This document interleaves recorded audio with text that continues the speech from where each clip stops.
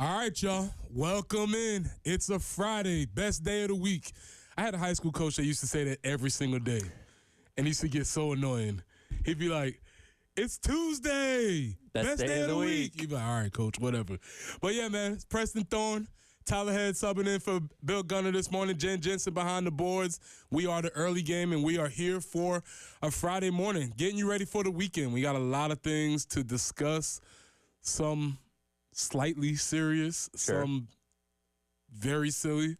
Well, we can't go through 3 hours being completely serious. No, that's not on my board for sure. And definitely not on a Friday. So we hope we get a chance to take you into the weekend and get us having some conversations about what could be a pretty eventful weekend for all of Gamecock athletics. So, Tyler, you're up again early, as I've said. You are the glue guy. Thank you. For the station. I was privy to this one a little earlier than last time. A little bit earlier? I had about an hour and a half notice last week when I filled in for Bill. I was told yesterday morning, like, hey, Bill's going to be out. Need you to fill in. I'm like, it's a little bit better. So what does that do for your sleep time? What does that do? Does that affect your sleep time? Does that change? How does that affect what's happening? It honestly doesn't change it a whole lot because I can't go to bed until I get everything done for the next day, which includes getting all the sound for all the shows today, scripting out my own show, making sure all that's in order because I'm one of those people, and you know, like Elijah and Jay, they do the afternoon show, so they have time during the morning, during the afternoon to kind of get their notes together before the show. I don't have that luxury, unfortunately. I have to wake up with everything ready to go because I come in here and hit the ground running for the next 6 hours. So I have to make sure I get all that done before I go to bed. So I finally went to sleep at about 11:30 last night. So I'm around 4 or 5 hours. So I'm doing okay. All right. So you didn't get into that super deep sleep. So I didn't. You're still rolling on it. All right. Yeah. I feel okay. I got an energy shot in my backpack if I need it. I brought some Cinnamon Toast Crunch to give me a little bit of juice for this morning. So I feel like I'm going to be good. Well, that's a good thing because we got a lot going on today. Well, we get into everything that we'll be talking about throughout the day. Obviously, here's the thing. Big weekend for women's basketball. Absolutely. Because it's the tournament time. We encourage everybody to watch it. Do not take it for granted. It may not happen. Everything that we've been saying all year, all those rules are still in play. It is the tournament time. They are playing for another championship. So this is the time that we'll be playing Texas A&M up in Greenville this weekend. Baseball team will be in action. Mm-hmm. I was looking at who they were playing. Geographically, I had no idea where this team is. You don't. Longwood? Longwood. The Longwood Lancers. Where do you think they are? You just had to guess. Longwood sounds like a town in a very generic movie. Longwood could be anywhere USA. You could be Longwood, Oklahoma. Sure. Okay, cool. Longwood, California. Works. Right. Longwood, Pennsylvania. Am I getting closer? You're getting warmer. Let's warm it up. Longwood, New York. Go a little south. New Jersey? No. Oh, you were pretty close with Pennsylvania. Really? Where is it? Yeah, Virginia. Longwood, Virginia. That's what I'm saying. And it's not Longwood, Virginia. It's in Farmville, Virginia. I don't know where the name Longwood comes from. Terry and I were actually breaking this down yesterday because the mascot is like a horse head, which I assume is like, Broncos or something like that. But they're the Lancers. Yes. And upon examining their logo, there is a lance, whatever you call that, sword, medieval spear type thing. And Terry and I were talking about this yesterday. A lance is just the object. Wouldn't you rather be the jousters? Because they're the ones that, going back to medieval times and the horses and stuff like that, the jousters are the one physically doing the act with the lance. Like, that wouldn't. And then we got into a weird thing, and I ended up saying that the New Orleans Pelicans should be called the New Orleans Beads. It was a weird situation. You went out over your skis a little bit? I may have gone too far, but I did have some people agreeing with me that Beads is a better and more synonymous name with New Orleans than Pelicans is. I just don't know about the whole marketing part of that. Well, when the kids ask questions, just say it's for fun, right? Hey, kids, beads. Yeah. Leave it alone. Hey, Mom, how'd you get so many beads? Don't worry about it, son. We'll have a lot of discussion today talking about this. Obviously, we'll be talking a little bit more about Gamecock basketball, how they will bounce back from, I guess you could use a lot of words. I don't know if devastating is the word. I don't know if heartbreaking is the word. I don't know what the word is to describe the bounce back from this game. What kind of word would you use to describe it? And I understand yesterday's sentiment because we're one day removed from it, and it was, hey, you're within reach of the SEC regular season championship, and now it's just gone away. It's crushing initially, but as you get a little further away from it, get a little bit more clarity, kind of cooler heads prevail, and those kind of things, it didn't really change anything about this team or what their goals ahead of them are. They still have a shot at being a top 4 seed in the SEC tournament next week and getting the double bye. They're still looking to be around a 5-6 seed in the NCAA tournament. Yeah, you missed out on the opportunity to potentially get a trophy in year number 2 in Lamont Paris, which would have been fantastic. But again, that's not the end of the world. You still have opportunities to do a lot more things over the course of the next couple weeks. So I really don't think it was a crushing loss. I mean, you split with one of the best teams in the entire country, and you got to win in their home venue earlier on the season. I mean, you only lost by 7 in your home venue. I don't think that's anything to be ashamed of. Well, I want to come back to that concept of still getting a trophy because there was a little bit of discussion which I maybe it took some umbrage with. But before we get started, our guy, he's up early. Oh yes, sir. Now yesterday I don't know if you heard yesterday. I did not. He woke up a little bit too early. Okay. Sat on the couch, fell asleep, missed his appointed time. But Gamecock Larry is in the building on time this morning. Mr. Larry, how you doing this morning, sir?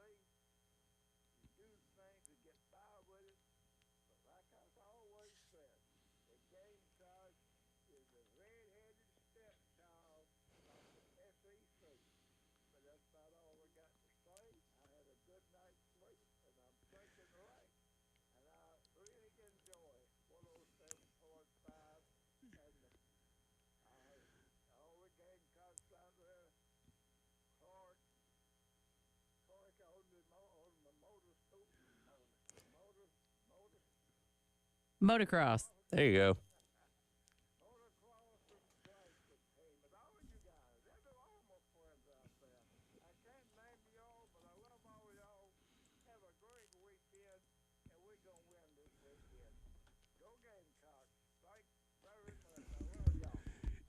Yes, sir. Appreciate you. Appreciate you, Gamecock Larry. As always, the sentiments are appreciated. You warmed up as the call got along, got into some conspiracy theory, dropped some knowledge on us, so we appreciate it. My one takeaway, it's all Peyton Manning's fault. Got to get Peyton out of here. Got to get Peyton out of here. All right, when we come back on the other side, we're going to hit a break real quick. When we come back on the other side, we want to hear from Lamont Paris talking about keeping perspective from a loss. This is Preston Thorne, Tyler Head, Jen Jensen. This is the early game.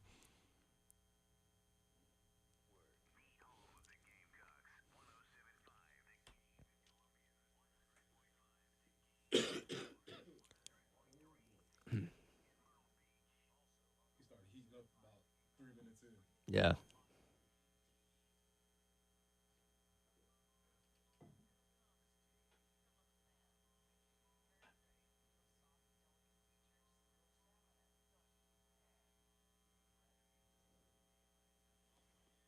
Jen, I'm going to call for 26 from yesterday.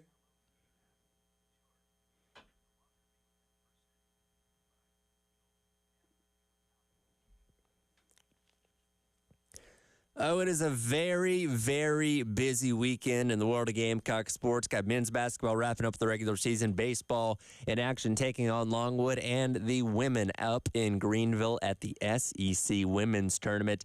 First action coming up today, taking on Texas A&M. Tip-off for that is at noon. Pregame coverage starting right here on the game at 11:30. But before that, going to be checking in with our guy Elijah Campbell at 7:45 this morning on the early game, and then at 10:15 on my show, The Extra Point, as he gives us insight into everything going on up there at the SEC Women's Tournament and the keys to victory for the Gamecocks coming up today and through the rest of the weekend, as we're hoping come Monday they are talking about another SEC Women's Tournament Championship for Dawn Staley and company. Again, Elijah Campbell coming up at 7:45 and 10:15, all sponsored by our friends at Cool Care Heating and Air.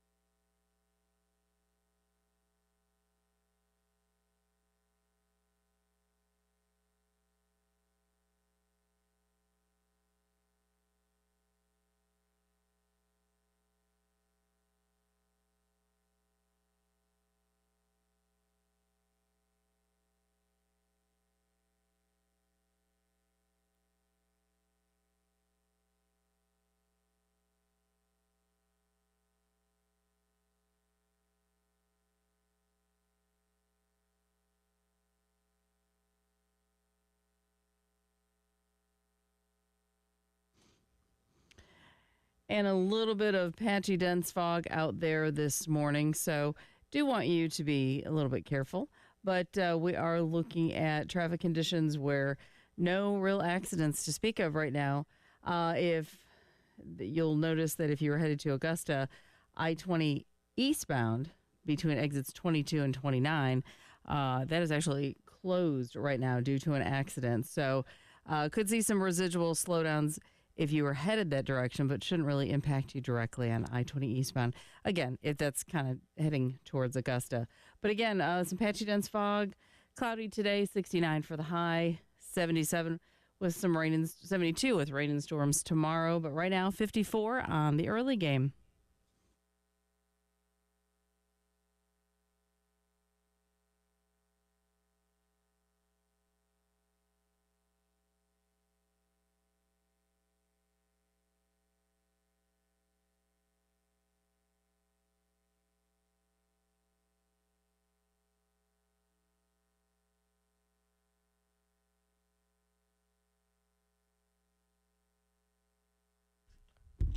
All right, y'all, welcome back in. Preston Thorne, Tyler Head, Jen Jensen. Tyler's in for Bill Gunner this morning. It's Friday.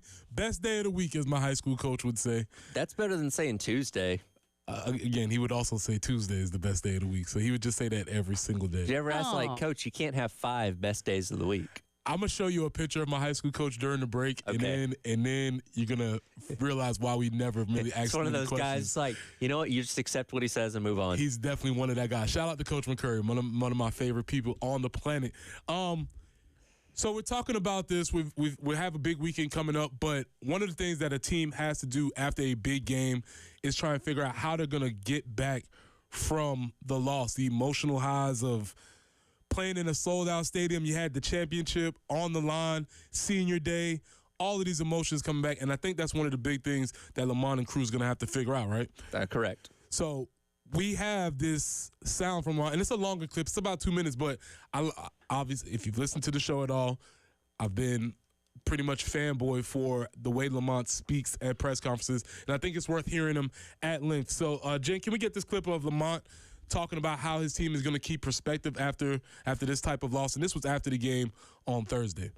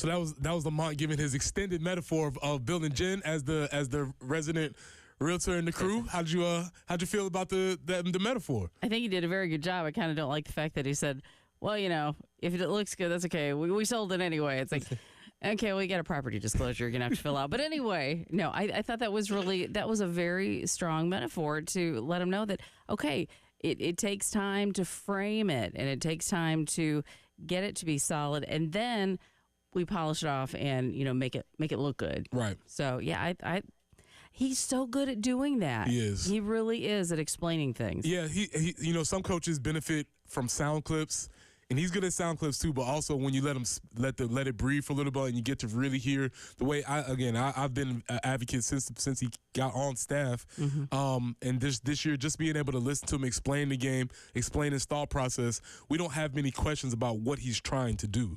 And I love, we talked about this with him a lot. He's very level-headed, very calm. So even in a press conference in a game that was highly emotional, that unfortunately your team just came up short, he has that same demeanor where he can, articulate something like that over the course of a couple minutes to really kind of spell out where he feels like this team and this program is. And I agree with you. I think that's a perfect analogy. And, I certainly think we thought the house may be a little bit more complete down the road, but the building process has been expedited a little bit, and we're ahead of schedule certainly in a lot of people's eyes, to where it's more than just the frame up right now. You got some walls up, you got some bedrooms finished, that kind of thing, and the whole house is not completely done, but you're getting pretty close to it. Yeah, and I think he really illustrated one of the things, because the thing that Bill and I have been saying all year is that, hey, get on board now, because the method of college sports, the way the culture is set up now, things happen very quickly in a year. You're in and out, transfer portal. We don't know what's going to happen. And it just sounds like from what he's saying is that, though, yes, maybe a bigger, better job comes along and he might have to be forced to make a decision, which would be a good thing for us, because that means he's been successful. Sure. It sounds like this is someplace and somewhere where he wants to do things for a long time, and he wants to have a solid foundation in doing that. Going back to this past weekend during the Florida game, my buddy who's a big college basketball fan was texting me, and he's like, hey, are they going to pay Lamont Paris this offseason? And I was like, they better. And I was like, he absolutely deserves it. And, we talked about the Ohio State job that came open recently that, everybody immediately kind of talked about him being one of those coaches that could be rumored to be in that spot. Now, we obviously haven't heard anything since then, because he's in the middle of the season and not entertaining those offers. But, with the rebound that they've had in year number 2, and again, hopefully this is just the beginning of years and years of success, you got to make it worth his while. And if not, then some other team's going to come along and say, hey, we think you're good enough to coach here. Come here and we'll pay you double what South Carolina has, or whatever it may be. So that's a conversation to be had in the offseason. Again, still got to play a lot of basketball over the course of these next couple weeks before we get to that point. But, Lamont Paris has done something very special in a very short amount of time here. Rick Barnes gave him high praise the other night, and I think Rick Barnes probably saw a lot of, his early Tennessee teams in South Carolina, because he struggled a little bit those first 2 years and then turned around and got a SEC Conference Championship in year number 3. So, again, Lamont Paris is even ahead of schedule on something like that. So, again, hopefully this is the beginning of something great for years and years to come with the South Carolina men's basketball team. But what a fun year it's been so far. Yeah, so that's the question. We're going to go into this next question about how fun of a year this has been. And my question is, can you ever actually enjoy anything? When it's happening, after it's happened, before, can you ever actually enjoy something when or while it's happening? We're going to kind of have that discussion in our next break. Again, this is Preston Thorne, Tyler Head, Jen Jensen. It's the early game. We'll see you on the other side.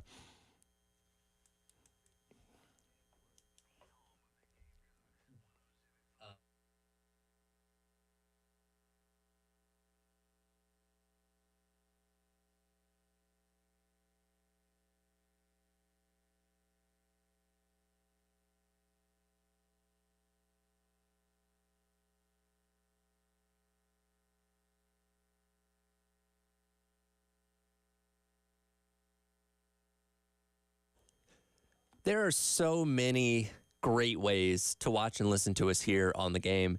You, of course, can listen to us on your radio on 107.5 The Game in Columbia, 100.3 The Game out in Myrtle Beach, 100.5 The Game out in Florence, really across the entire Palmetto State. You can always get us. But, if you want to see us while we're talking about your favorite Gamecock sports, you can tune in on The Game TV. Just go to youtube.com and search The Game TV and subscribe to us and hit the bell icon to stay notified anytime we upload or do a live stream or anything like that. That's all sponsored by our friends over at Shepherd's Glass. You can also listen to us on the 107.5 The Game app. Just go to the App Store, whether it be the Apple App Store if you have an iPhone, or the Google Play Store if you have an Android. Download the 107.5 The Game app. Take us with you wherever you go around the state, around the country, around the world. If you're in Antarctica for some reason, you want to listen to the game, you can do that with the 107.5 The Game app. So many great ways to listen to us on the 107.5 The Game app and on the Game TV.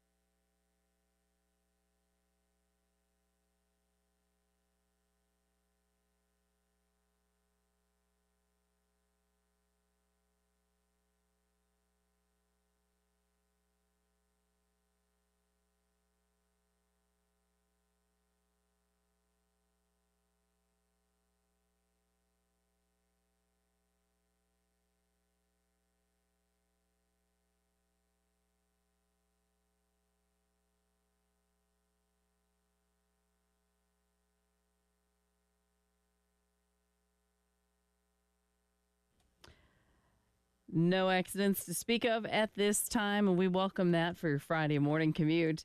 As far as your forecast goes, 69 will be the high. We're just going to burn off some patchy, dense fog this morning. 69 for the high, and then overnight low of 55. Tomorrow, rain and storms. Looks like throughout the day, so we'll certainly keep you posted on baseball. But 72 for the high tomorrow, 66 with a time change on Sunday under mostly sunny skies. But right now, it is fair and 54. Again, just a little bit of fog out there to be mindful of on the early game.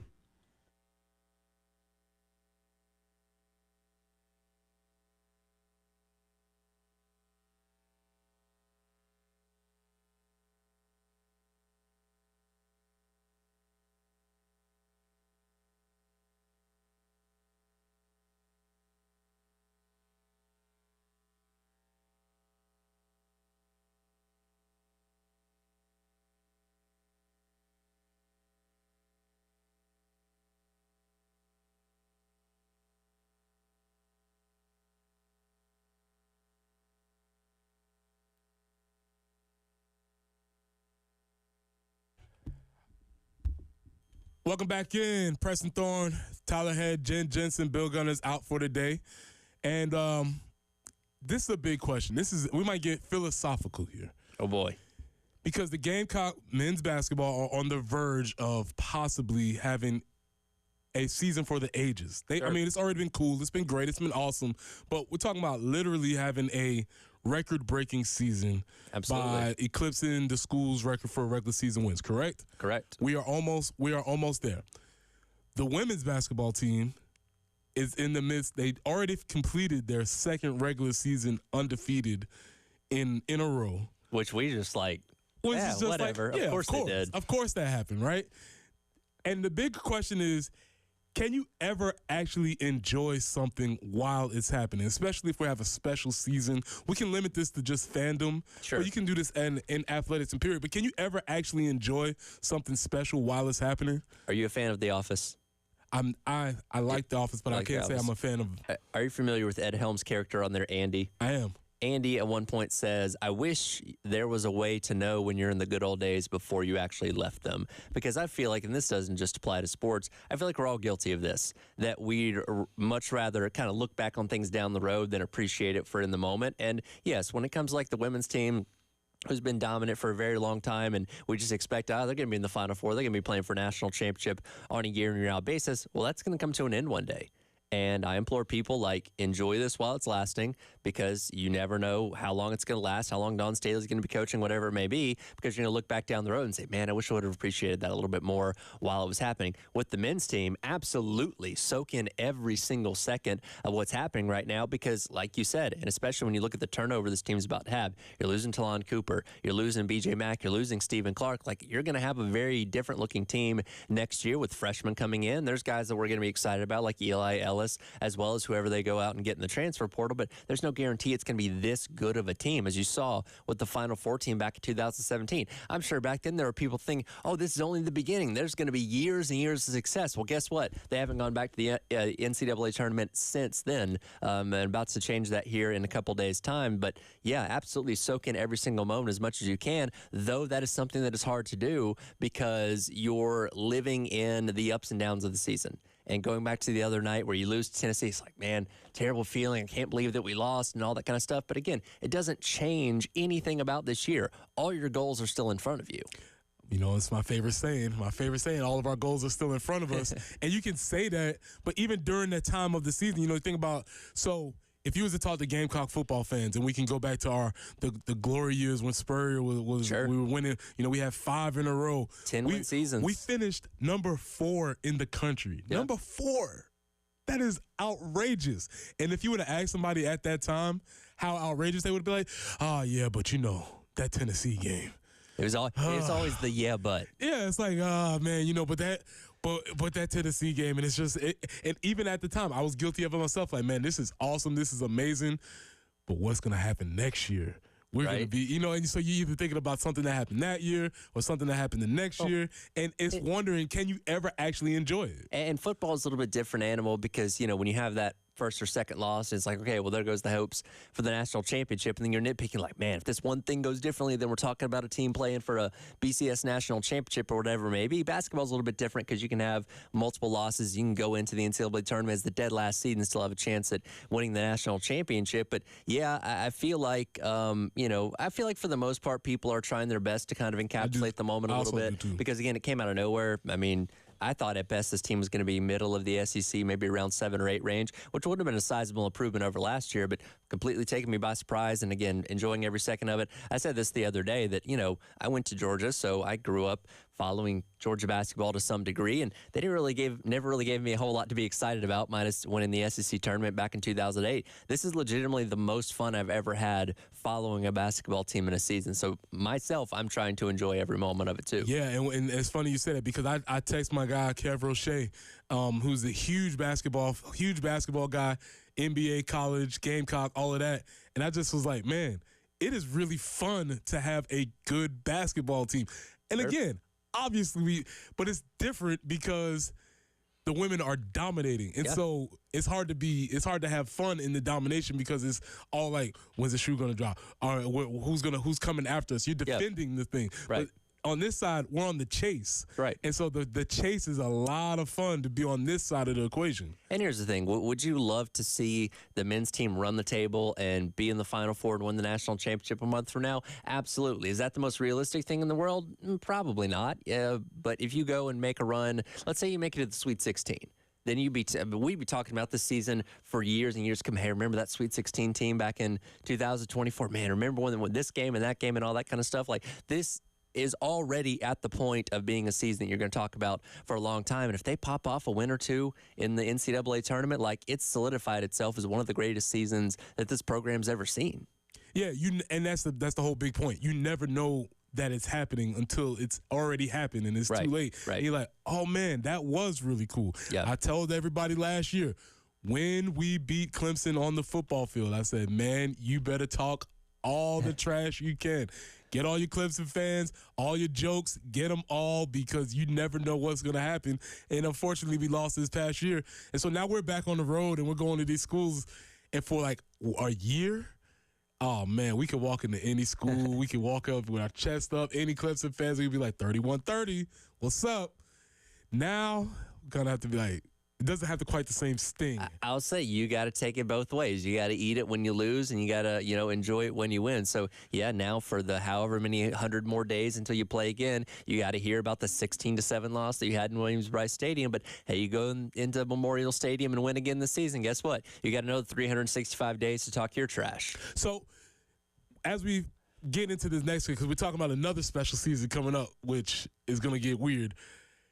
What makes it a special season? Is it the total? Is it the actual breaking of the record? Is that what makes it special? Is it coming from worst to first? Is that what makes it special? In your opinion, what do you think makes this particular season special? Yes. I think it's a little bit of everything because, if this was a team that was expected to be a top 4 seed in the SEC tournament, expected to be a team that was going to make the NCAA tournament, sitting at this point right now, we'd just be like, yeah, okay, this is about where we thought we'd be. But to be projected to finish dead last in the SEC or close to dead last, depending on, what you're reading before the season started, to just be in the mix at all, to be in the conversation of the SEC regular season championship in the last couple weeks of the season is very special. So that in and of itself, the regular season itself sits alone as special. And then to say, okay, well, we already know before you even getting to the SEC tournament that you're locked into the NCAA tournament, that's special too, because you're not going in and saying, okay, we got to win 2 games, 3 games, whatever it may be in Nashville, to lock ourselves in. You're good. Now you can protect your seed and improve your seeding depending on what you do next week in the SEC tournament, but you're already locked in, which is a really good feeling. So I feel like it's an encapsulation of everything a little bit because, again, it's rarefied air. It's a place that this program and the fan base is not used to being in on a very consistent basis. Again, it's been 7 years since the last time you were in the NCAA tournament. So I think that it's a little mix of all those things put together, which is what makes it special. And I think with the benefit of age, when you say 7 years, depending on how big your age is, it's like, 7 years. But then when you start talking about, let's say if you're a freshman entering college this year, 7 years ago you were 11. Well, here's some perspective. Colin Murray Boyles was in like 5th or 6th grade the last time this team was in the NCAA tournament. Exactly. Think about that. So in my mind, it's like 7 years ago seems like yesterday because, sure, I'm old. Sure. So the years go by very quickly.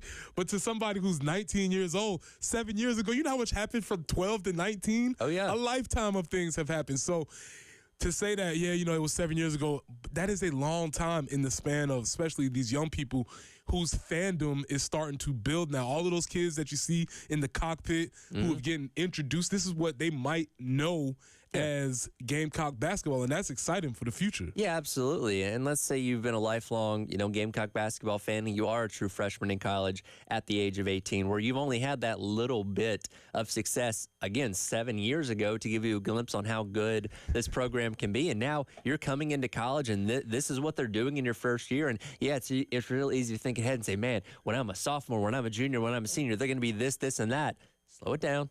take it easy, enjoy this for what it is. If it ends in the first week of the NCAA tournament, then that's going to suck, but still say, hey, at least we got there. And if it goes all the way to the Final Four and you're sitting in Arizona watching this team play, I don't know, whoever in the Final Four, then enjoy it for what it is there too. Like, again, just take it for what it is each and every game and try to enjoy as much as possible. I was just thinking, if you were a freshman the last time, 7 years later, you lost your parents' insurance. You're a grizzled vet now. You got a job. You probably have all these responsibilities. Those are your good old days. I would say you'd be doing it like last time they were in there. I was on the meal plan, and I didn't have to cook for myself. And, I could go out with my buddies every single night. I didn't have to worry about a job or kids or whatever it may be. Like, it may be like a moment of self-reflection of like, man, life was a whole lot better 7 years ago. Things have definitely changed. All right, so my next story combines everything that we've talked about. Basketball, a special season, and everybody's favorite topics, the refs. Oh, yes. Coming back on the other side, this is the early game. We'll see you in a minute.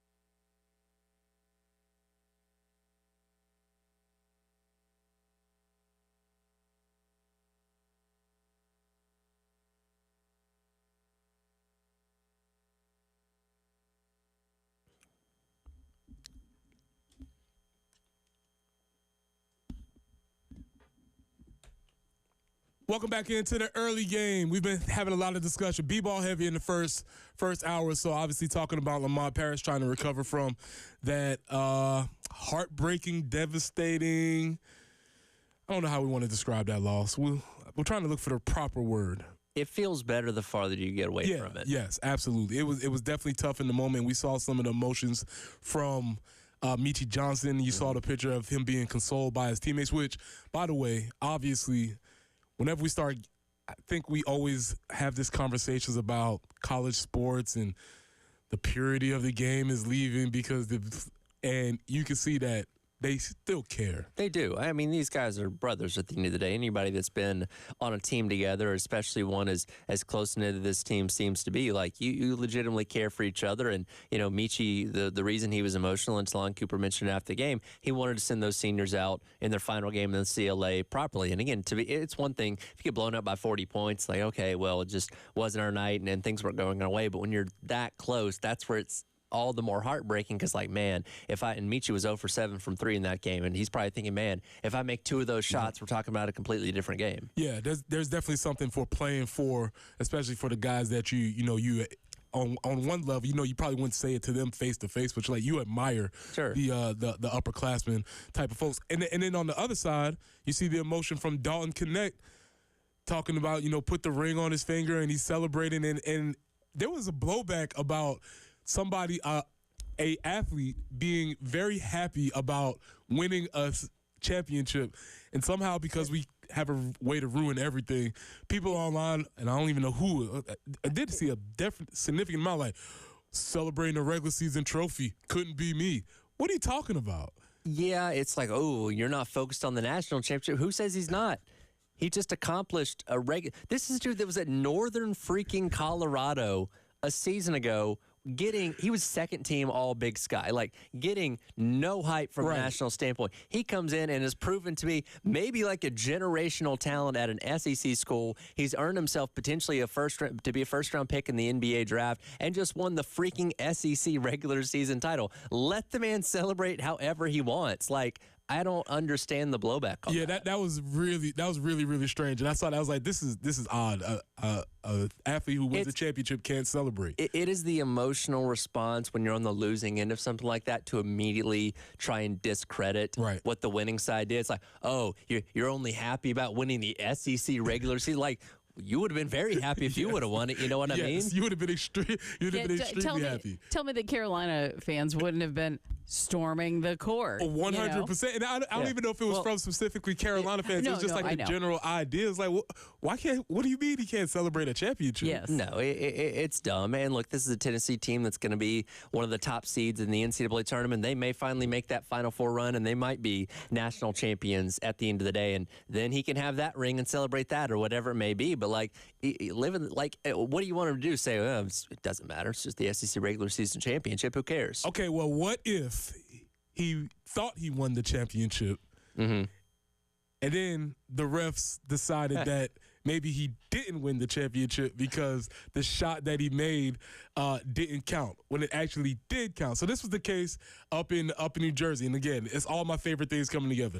People hating the referees, high school basketball, buzzer beaters. All right, so in New Jersey, you have it was Manasquin High School and Camden High School. They were playing the final game. The kid from one school makes a free throw to go up by 1. Okay. They come down. The other team comes down because the names are not as important. The other team comes down. They shoot, miss. Kid gets the ball, puts it back before the buzzer goes off. Game over. So they thought. Okay. The refs wave it off. Now, I'm imagining there's no replay review in this high school. We're in a regular high school gym. Oh, boy. No replay, no review. The refs wave it off. So we have one side who was celebrating that they thought they won. Sure. They're excited, celebrating. The gym's going crazy. It's packed. The other side thought they lost. Refs wave it off, and then all of a sudden everything switches. Oh. And now this side wins, and this side loses. That's brutal. Brutal turn of events for those students. But that's not the end, because we can't just let things be. We can't let people have a bad time. They're going to court. They went to court. And Who has the money to do this? well, great question. So, Madison High School brought this fight before a judge on Thursday, arguing in Ocean County Superior Court that the championship game should be postponed until the final decision can be made on who the rightful winner is. The judge ruled, as he should, that the judge has no jurisdiction to hear this case. Yeah. At the end, it's trivial from a court perspective, and unless you have convincing video evidence that show, and shot clocks aren't usually made available on high school scoreboards. So if you can get a video of the shot clock and the shot going up at the same time, then maybe you have a case. But again, So here's the thing: they have a case. They do. They have a compelling case. There's video evidence, but just because you have a case doesn't mean that you bring the case, in my opinion. Because again, yes, this is a high school basketball championship. It's big for the students' lives at this moment, but in the grand scheme of things, I don't know if we need. What's going to change now that you win this in court? I was going to say the celebration of winning the game in the courtroom is a little bit different than actually winning it on the court. You'll be like, and you're the winner. And they storm the courtroom. Exactly. Well, it's like when some of these schools around the country be like, oh, by the way, we're going to claim the 1962 national championship. It's like, no, that's not how this works. Exactly. They're gonna have to vacate the loss or vacate the win or whatever the case is. Yeah, it's a really interesting case. I think it was the case of maybe the adults, as usual, getting involved. It's a tough loss, a tough break for the high school kids. But as I always say, guess what, kid? Life is going to bring you some tougher breaks. Well, clearly the state of New Jersey was paying the referees to make sure that team lost. There you go. Maybe they got the Manning clan and all that. All right. That's the first time. We'll be back in another minute. This is the early game. We'll see you on the other side.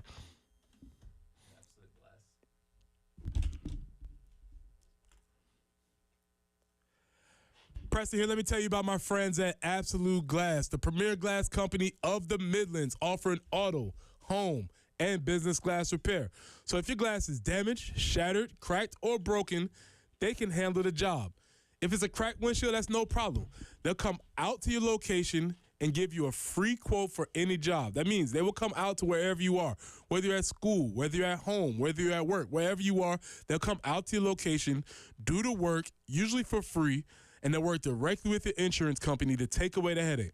Now, if you're looking to increase the value of your home with new windows or mirrors, Absolute Glass will come out and take care of that for you too.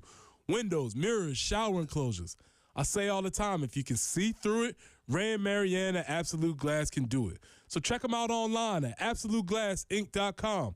That's online at AbsoluteGlassInc.com.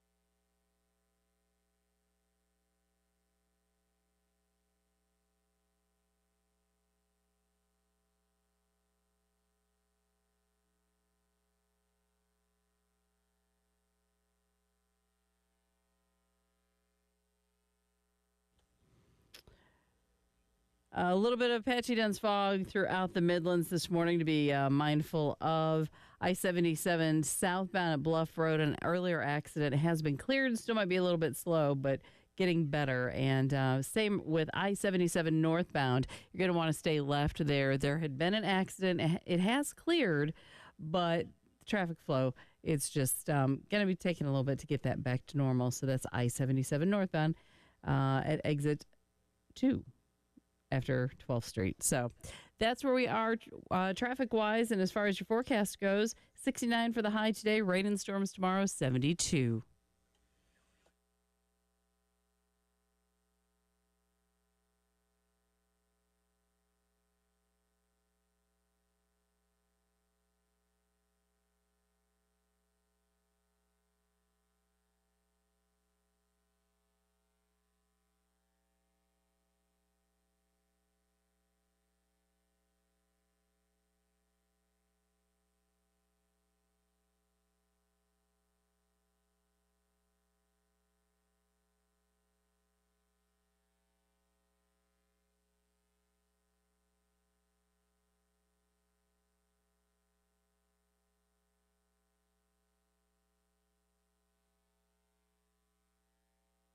All right, y'all, welcome into the 7 o'clock hour. Preston Thorne, Tyler Head, Jen Jensen. The early game, Bill Gunner's out for the day.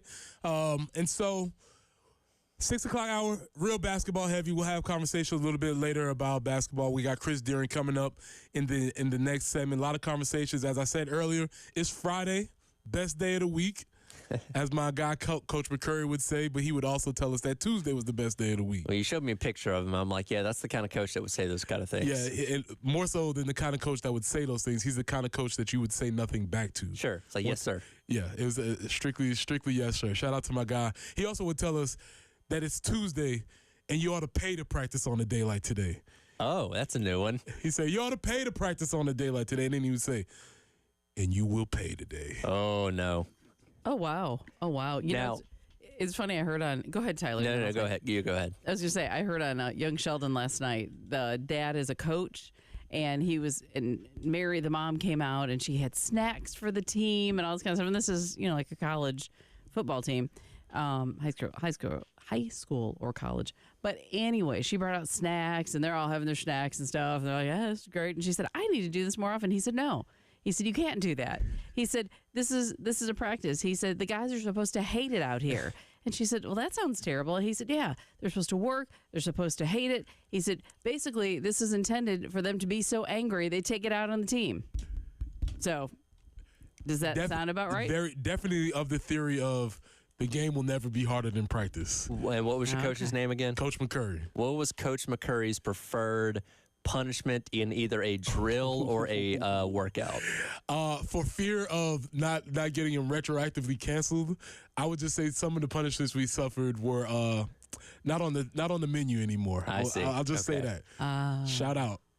A lot of bear crawls, a lot of up downs. The good stuff, the old classics. Now, was there ever the one teammate's like, Coach, I'm tired, Coach. I don't feel good. I'm hurting, whatever. What was his response to that guy? No comment. Enough said. I actually saw a little of that last night where they said, well, so-and-so, why aren't you out there? And he's like, well, he's actually getting sick over in the trash can. Oh, good work over there, So yeah, I definitely come from the school of put a trash can on each corner of the end zones. Oh yeah. Yeah, I'm not saying that's. Listen, we've come a long way. I'll just say that, and that's why one of my serial tweets is football is a lot funner than it used to be, because man, there's some things that we did that I don't advocate for anymore. Look at the facilities now. You got video games and slides and smoothie machines. And things have changed. You guys had like a 2-flavor Gatorade thing back in the day, and that was about it, right? That was about it, and it was magical. I was like, man, we have Gatorade Unlimited? Whoa. Ice in the water? It's crazy. And so it's no secret. I love high school sports. I love high school football. Sure. I love college football. But Tyler, I think college football's gone too far now. They've gone too far. It's not the transfer portal. It's not NIL. It's not coaches leaving after 40 days on the job. It's none of that.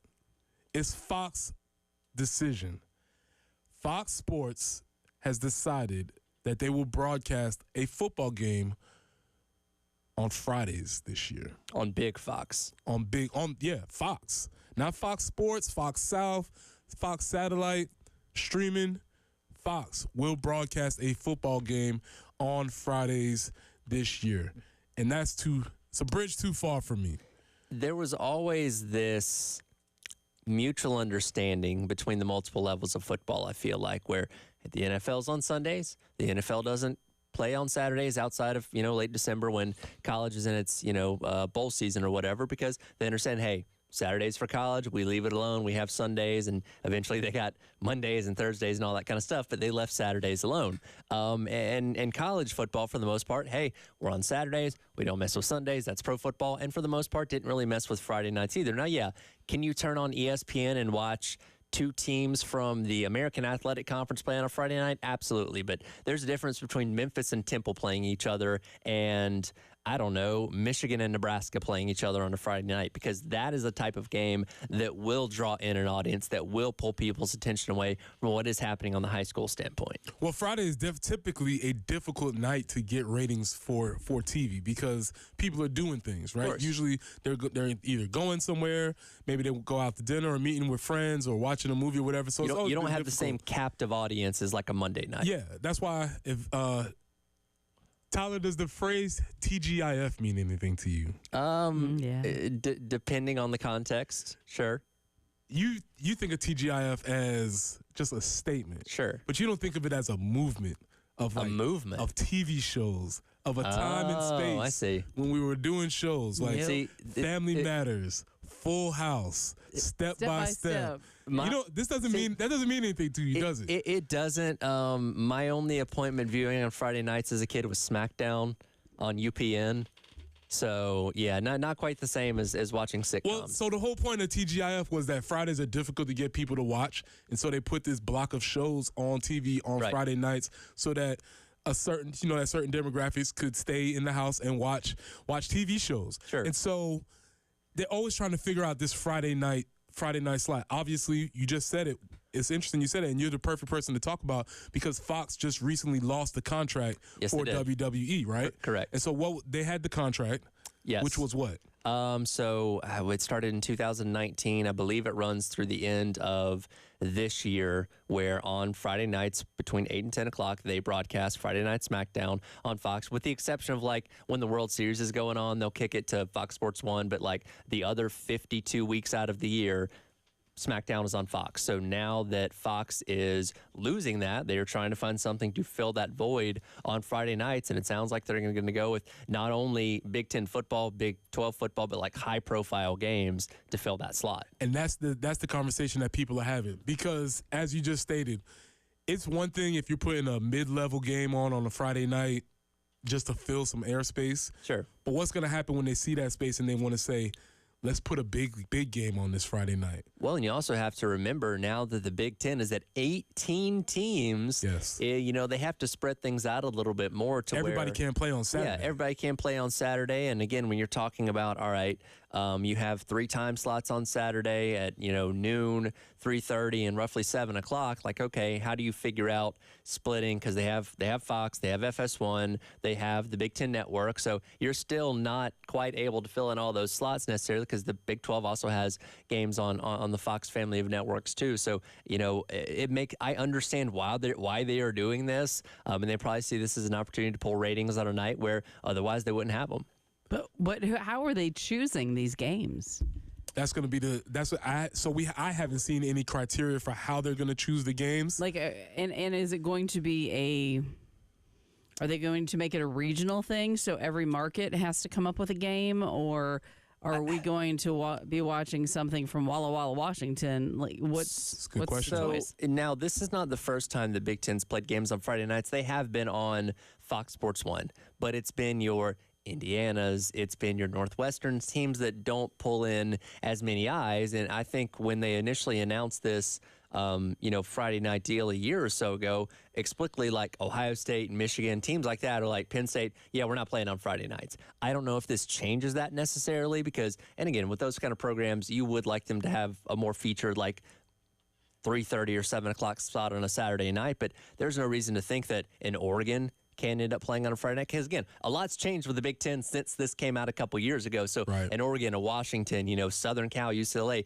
these programs could be a little more primed to play in these kind of spots, and they would draw attention, for your conference that way. Yeah, it's really interesting because I think this is a play for obviously college football casuals, Sure. which are going after more and more people. I would be interested to see how these ratings play out regionally, as Jen just said, because in majority of the places in the Southeast, we know what Friday nights are. Friday nights are special. Friday nights are going to be reserved for your local hometown. If you're going to do football on Friday night, it probably doesn't matter who's playing on the screen. If Sure. you're doing football, you're probably going to do your local team. Some of the markets in the Big 12, Midwest, it's going to be the same sort of concept in some of these smaller places. I think this is obviously a play for your bigger metropolitan areas where high school athletics are not as much of a Sure. part of daily life as they are in these other places. Yeah, and look, the SEC has done a really good job. I mean, they've ventured into Thursday night a little bit. South Carolina historically Right. played a lot of Thursday nights, to open the season. But I, to my knowledge, can't remember an SEC team playing.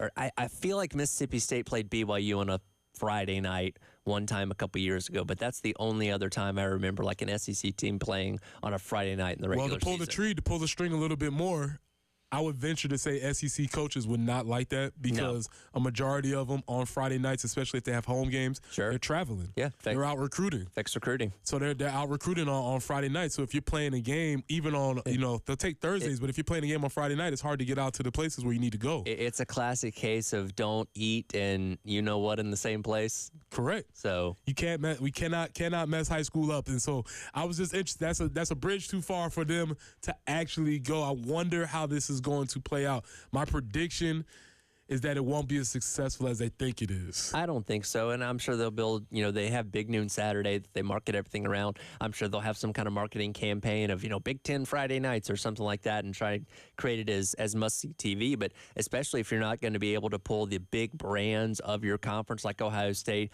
like Michigan, like Penn State, I think you have a ceiling on how successful this can be. And to that same point about recruiting, the Ohio State coaches on Friday nights, they're out recruiting. Sure. Michigan coaches, they're out recruiting.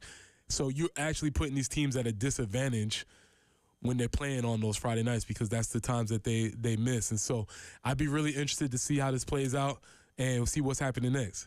Do you think the success of Colorado on Friday nights last year had anything to do with this? Ooh. Because you remember Yeah. that Colorado State game that started at 10 o'clock at night. Yep. Pulled in one of the highest viewership totals of the entire season. Like, that should have been a death slot that late on a Friday night when you had a full slate of college football the next day and all that kind of stuff.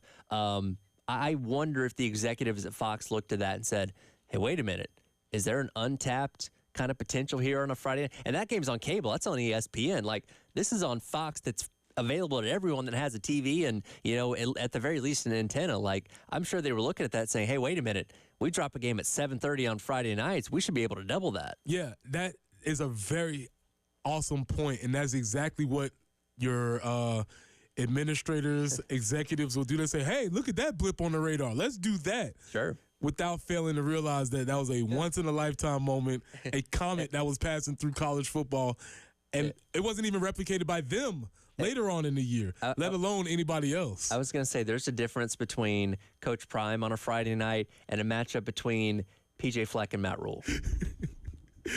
Right. It's going to be a huge difference. If Prime had it all labeled out. We got our guy Chris Deering. First question I'm asking Chris Deering coming in is, if there's a missed buzzer beater, can we take it to trial? Okay. Can we take it to court? This is Preston Thor, Tyler Head, Jay Jensen. We'll see you all after the break.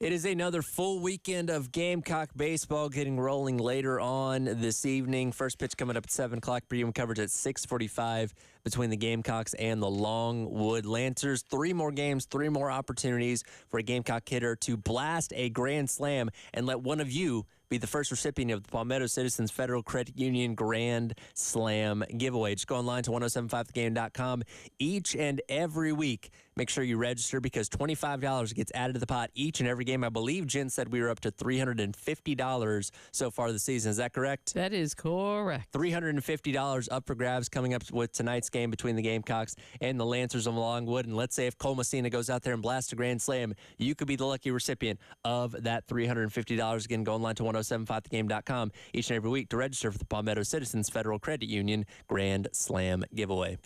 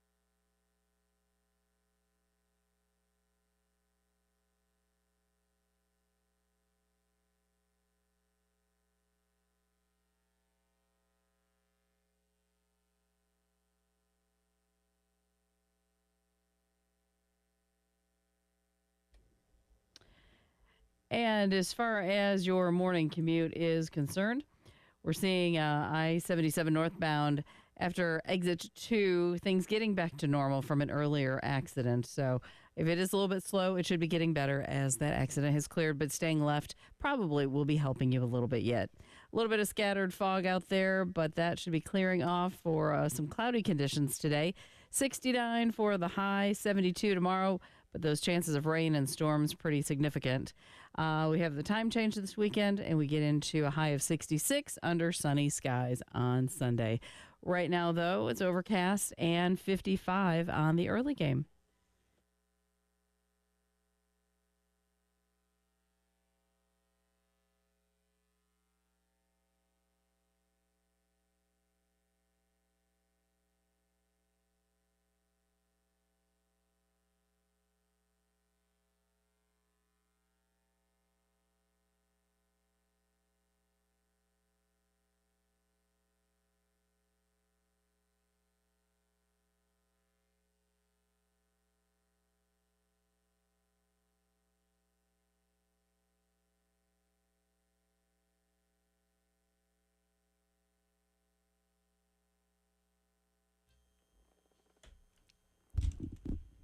Welcome back into the early game. Preston Thorne, Tyler Head, Jen Jensen. We are here. We're having a lot of discussion. B-ball heavy in the 6 o'clock hour.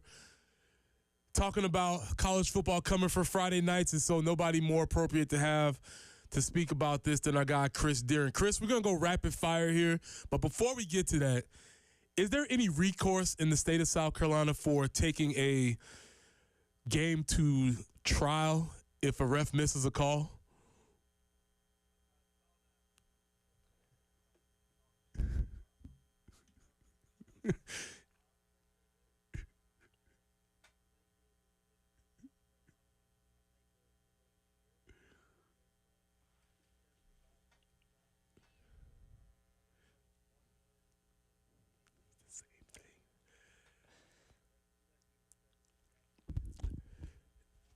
It was '09, I believe.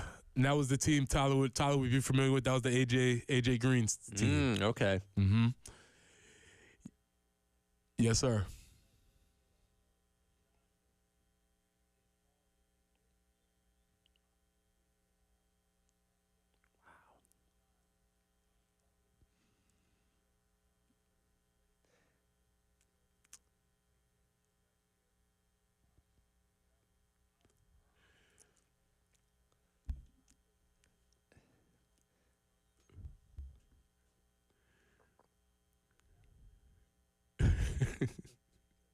It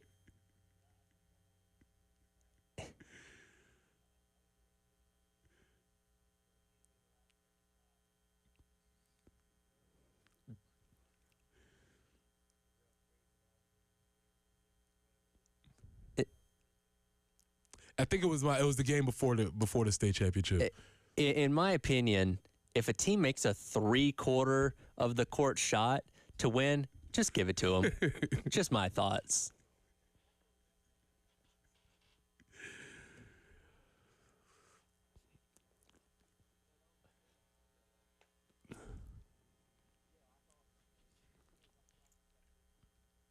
No, not in that instance because Somerville had to win the state championship, Chris. Absolutely. You have a vested interest in this. You can't comment. Not biased at all. So really quickly, Chris, let's recap state championship weekend in basketball. What you got for us?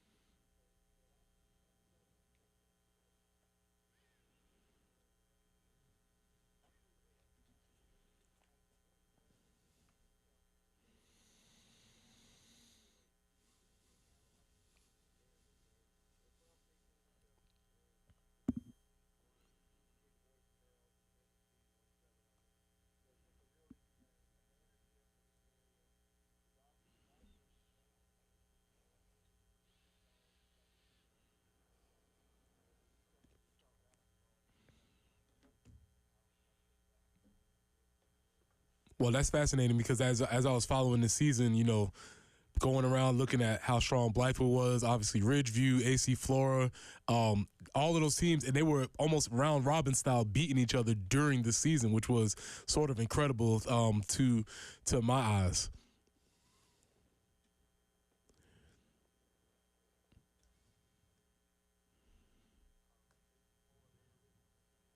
Mm-hmm.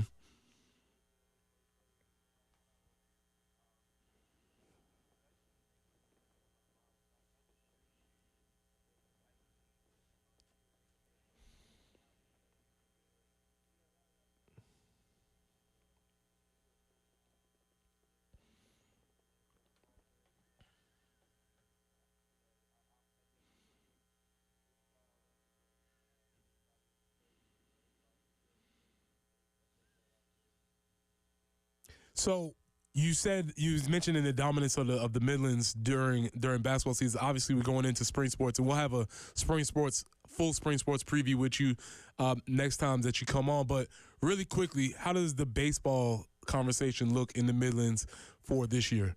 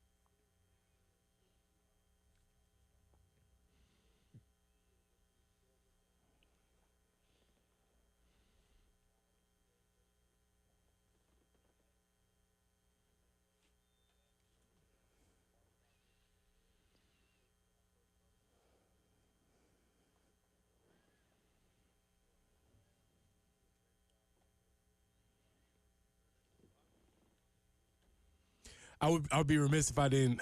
I can obviously just talk about my hometown all day, but the Gamecocks have two commits down at Somerville. Have you heard anything about what those guys are doing down there?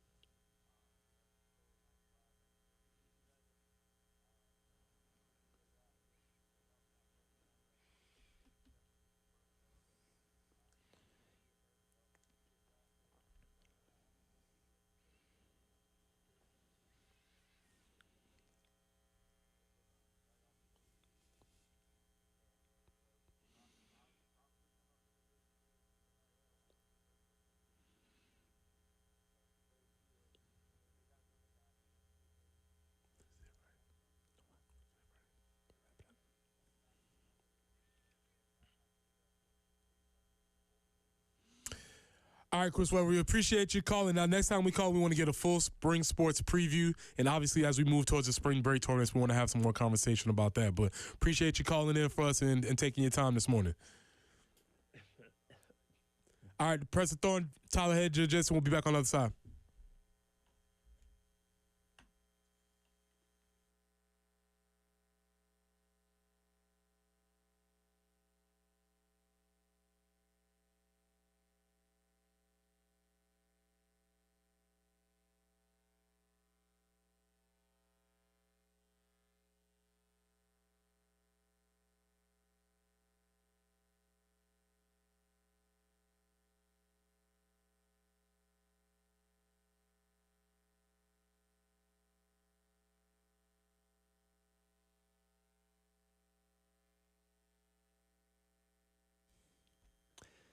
Coming up in a little over 10 minutes, we'll hear from our guy Elijah Campbell as he is out at the SEC Women's Tournament up the road in Greenville. We'll get his latest report and get his preview of today's matchup between the Gamecocks and the Aggies coming up 12 o'clock tip, 11:30 pregame, starting right here on the game. You can also keep up with him all weekend long as well on our social media at 1075 The Game. That's all sponsored by Atkins Law. He'll be joining me coming up at 10:15 this morning as well to give a further preview of everything going on out there at the SEC Women's Tournament. As again, we're hoping the Gamecocks can once again run the table and lay claim to another tournament championship before turning their attention to the NCAA tournament coming up here very, very soon as well. And him being up there is all sponsored by our friends over at Cool Care Heating and Air.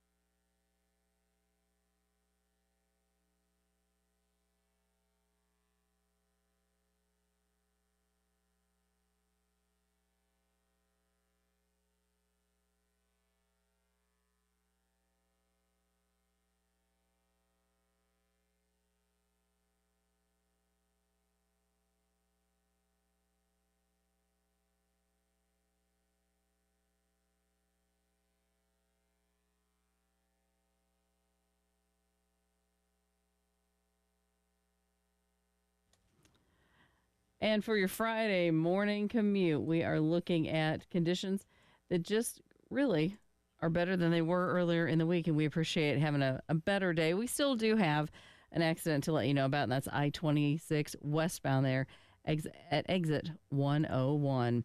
69 for the high today under cloudy skies, 72 tomorrow. A lot of increased chances for rain and storms, so hopefully we can get baseball in, but just not sure right now.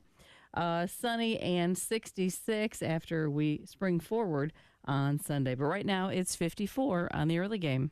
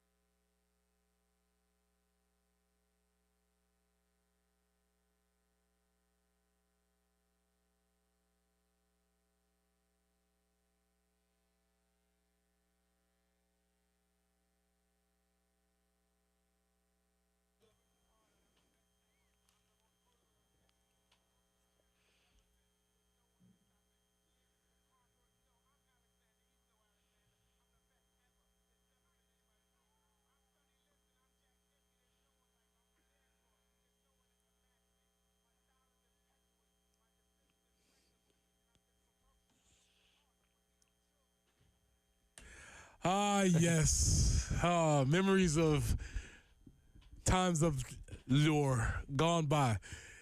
If you're not familiar, that is the voice of, I think that's is there a more recognizable voice in just the American culture? I'm sure there's probably a few, but he's up there top 5, you would think? It's up there, and I feel like everybody does an at least decent Mike Tyson impersonation. It really, yeah.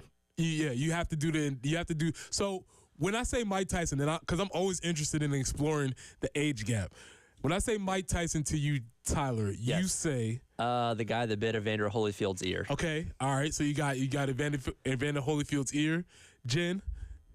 I go with that, but then I also think of his interesting relationship with Robin Givens. Okay, you got the Robin Givens episodes. Well, as soon as you said, I just saw them sitting on the couch next to each other, and yes. The thing about Mike Tyson is he has just hung around forever. Correct. It's 2024, and we're still having conversations about, around Mike Tyson, a man who rose to prominence in the 1980s. Well, here's the thing. He could have been remembered as just one of the greatest boxers of all time, but he eventually crossed over into the mainstream, and he was in the Hangover movies, very well known for that. think that's he a had his own big thing. cartoon on Adult Swim. I don't know if you've ever checked out Mike Tyson Mysteries. Yes. But he's always had this presence. He shows up at big events. He's just a general celebrity at this point in time that just happened to be a great boxer back in the day. So he kind of touches all areas where, similarly to, I don't know, somebody like The Rock, he's just kind of known across the board. Yeah, except the difference between Mike Tyson and The Rock is, one, he fought for real. Yeah. Two, we don't know who The Rock is, right? I mean, believe that, we don't know who this guy is. And I think the appeal about Mike Tyson is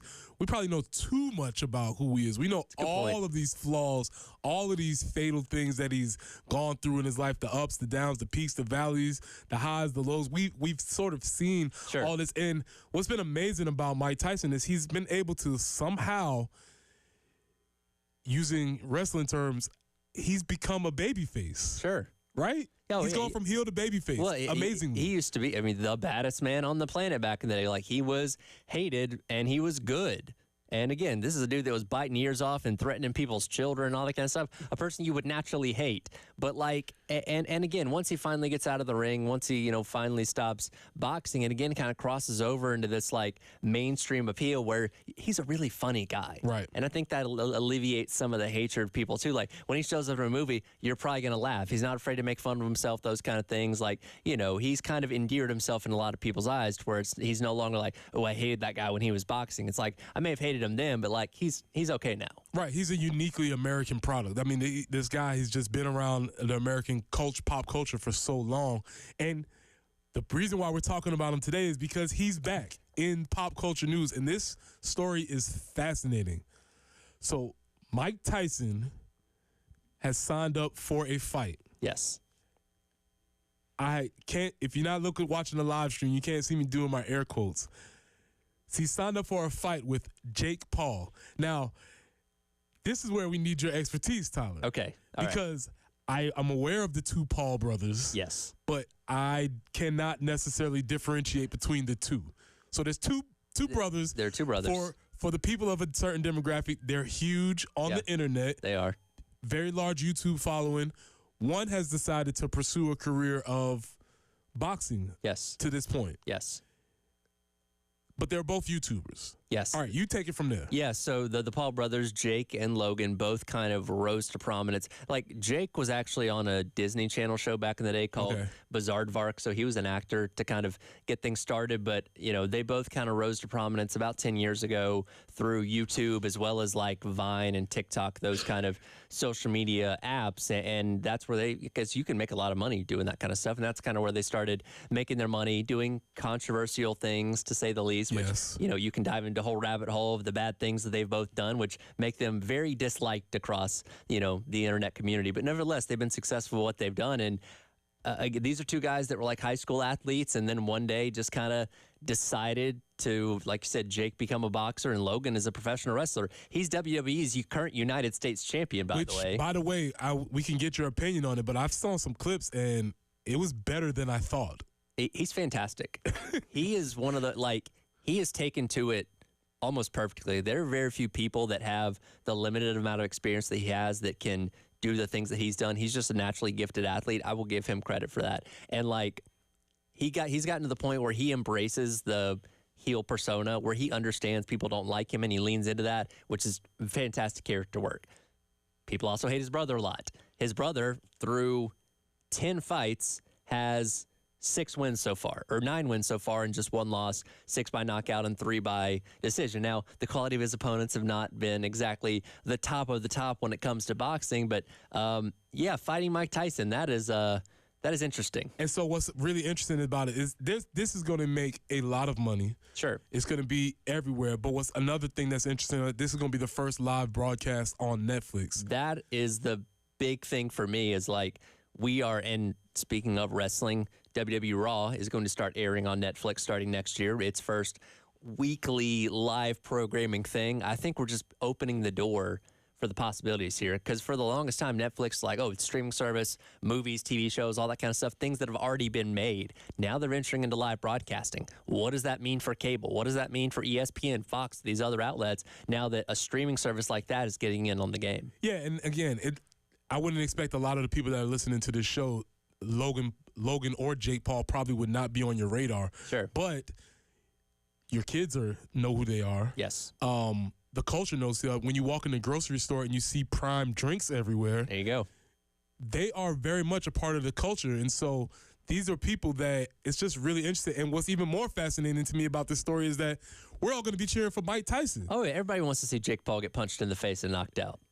And that is amazing. If you think about Mike Tyson, 89, and now all of America's like, we want to cheer for that guy. That is outrageous that could actually happen in America. As Don King would say, only in America could this story even be possible. Well, it's funny. If you've ever seen recent clips of Mike Tyson when he still gets some jabs in or does that footwork, I mean, he's still got those mechanisms inside of his head that, you know, he was the best fighter on the planet for a while there. Like, he hasn't forgotten everything. Yeah, here's the deal. I've seen Mike Tyson on those bags. He looks amazing, incredible. Right. But I think that's sort of like riding a bike to him. He can do that. I don't know how that's going to go over in the ring. We'll see. We'll see. We'll see how that works. They've got us intrigued. We're going to tune in. We're here. We are absolutely here. Now, I don't remember. Did we have to pay extra for this, or is it part of my already expensive Netflix subscription? It's part of your already expanding expensive where I can't Netflix share passwords. That started off at $9.99. Now it's somehow $20.99, and you just take it. So yes, it is part of your included in your membership. Okay, already. well, that's good at least. Yeah.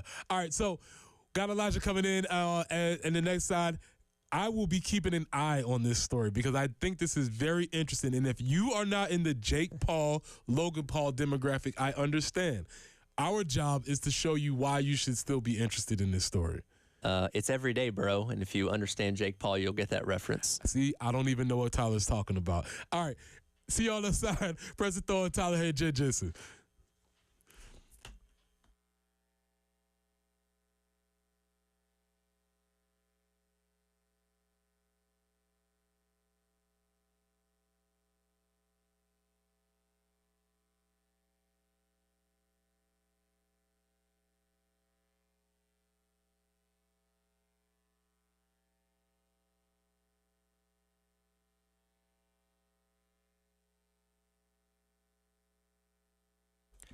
It was a busy weekend across the board for all Gamecock sports, getting things started off this afternoon with the women's team in action at the SEC Women's Tournament. Tip time for that is at 12. Pre-game coverage starting right here at 11:30 on the game. Baseball in action all 3 days this weekend. Do have some weather that's going to be a little bit of a concern coming up tomorrow, so hopefully get all these games in. Tonight's game starting at 7 o'clock with a 6:45 pregame right here on the game. Tomorrow's game, keep this in mind, it's going to be on our sister station, ESPN 1320 WISW. So that will start at 3:45 for a 4 o'clock first pitch. And then coming up on Sunday, they are going to be in action for a 2:30 start, and that will be a 1:30 start, and that'll be on this station right here, 107.5 The Game as well. So a lot of jumping around, but keep tuned right here on the game for all your baseball this upcoming weekend.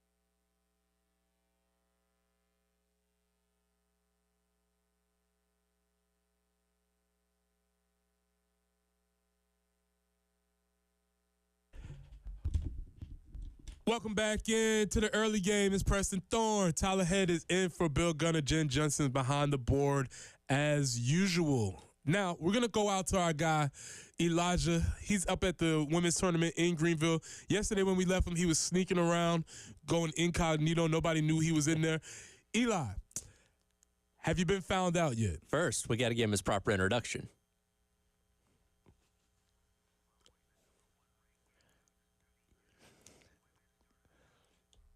Not my first rodeo.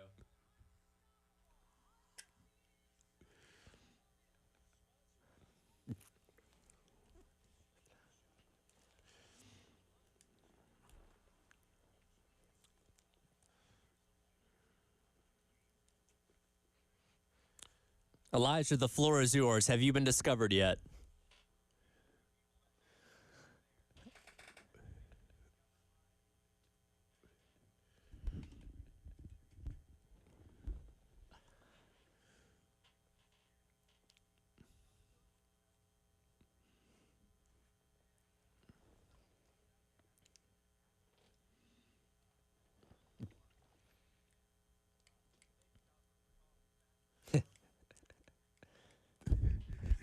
Well, look, everybody works so hard on that. Our guy Chris voiced the whole thing. We want to make sure people hear it.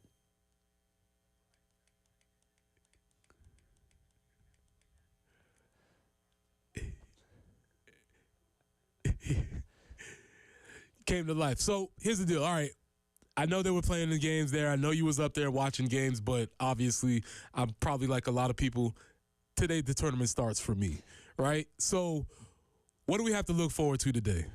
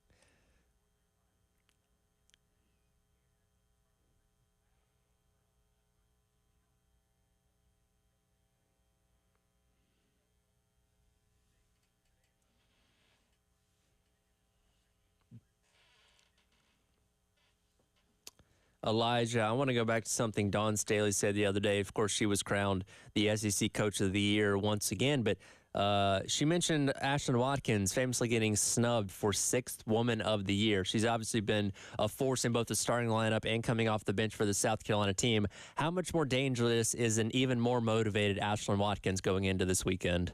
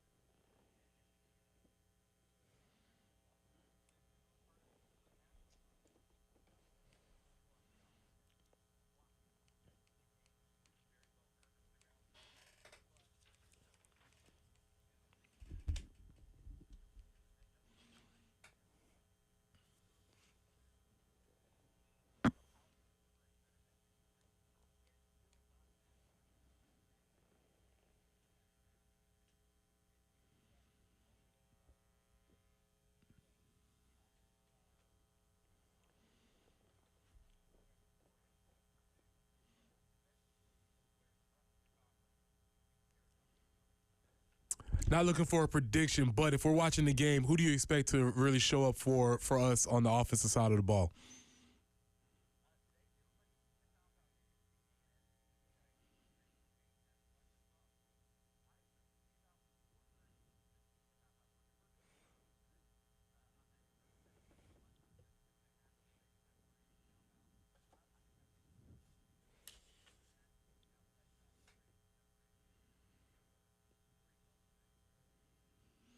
All right, Elijah, we appreciate it. Remember, walk straight, walk with authority. Nobody will even know you're in the building. Just keep it up for us. All right, brother?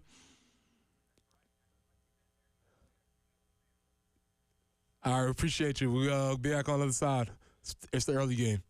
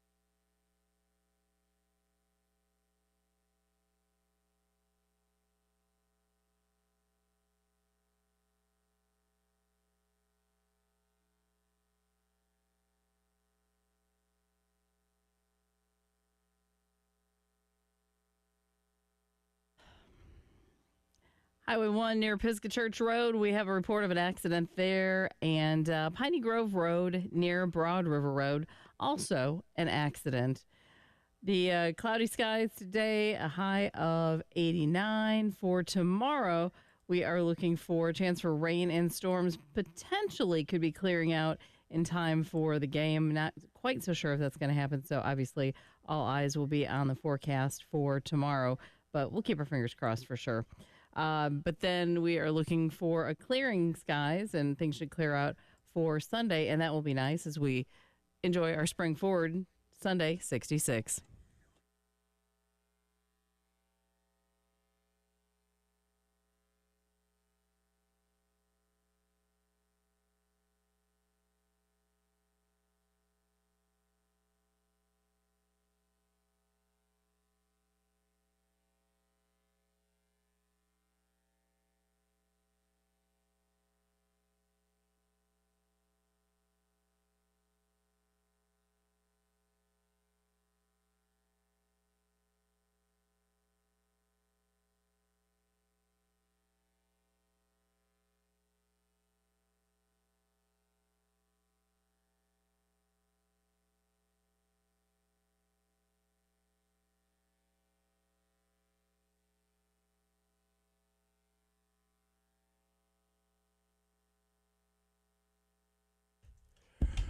Friday, best day of the week.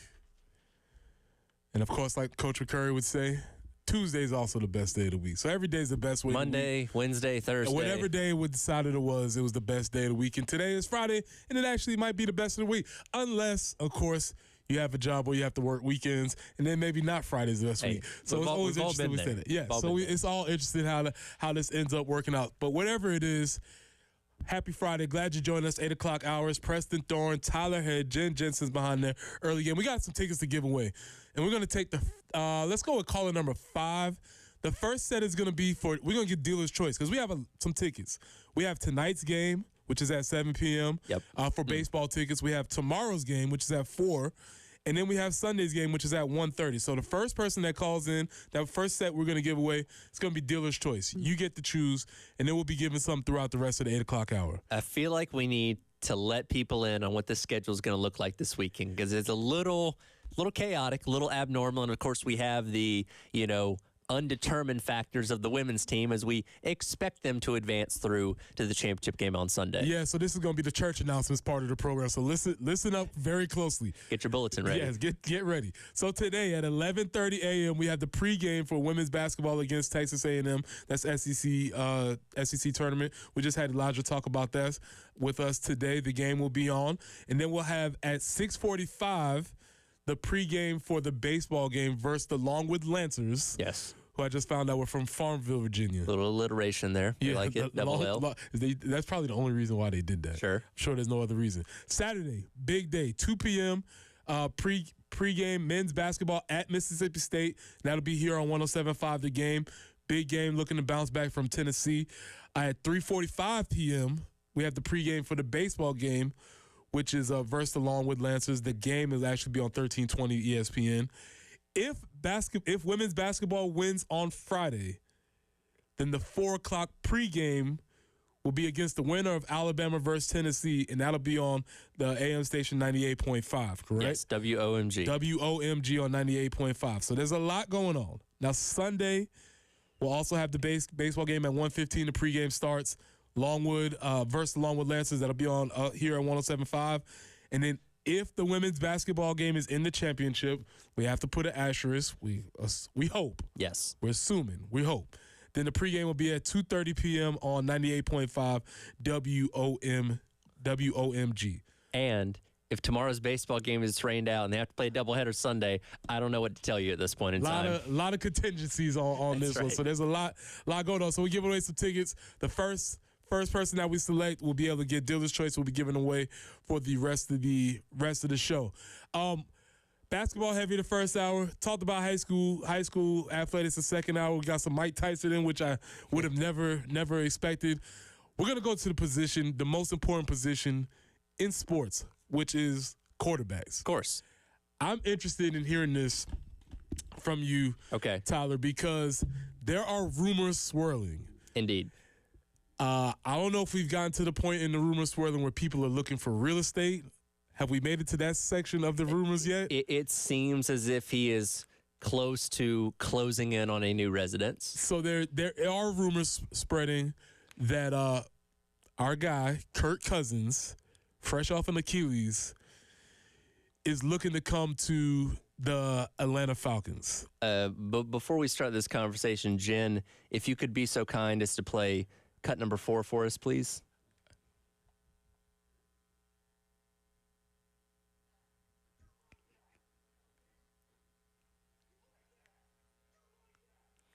Well, if he's being asked about the proposition of coming to Atlanta, it sounds like he does like that. Well, the real question is, Tyler, do you like that? All right, so here's my deal with Kirk Cousins. Do you ever have those people, maybe somebody you went to high school with, maybe somebody that was on one of your teams as a kid that you just don't like and you can't really explain why? Mm-hmm. Kirk Cousins has been that guy for me. And Okay. that even goes back to his time at Michigan State. And his last college game, they did beat Georgia in the Outback Bowl. Might be No, a reason. the Capital One Bowl. It's the Capital One Bowl. Might be a reason why. So maybe that's where my dislike for him started.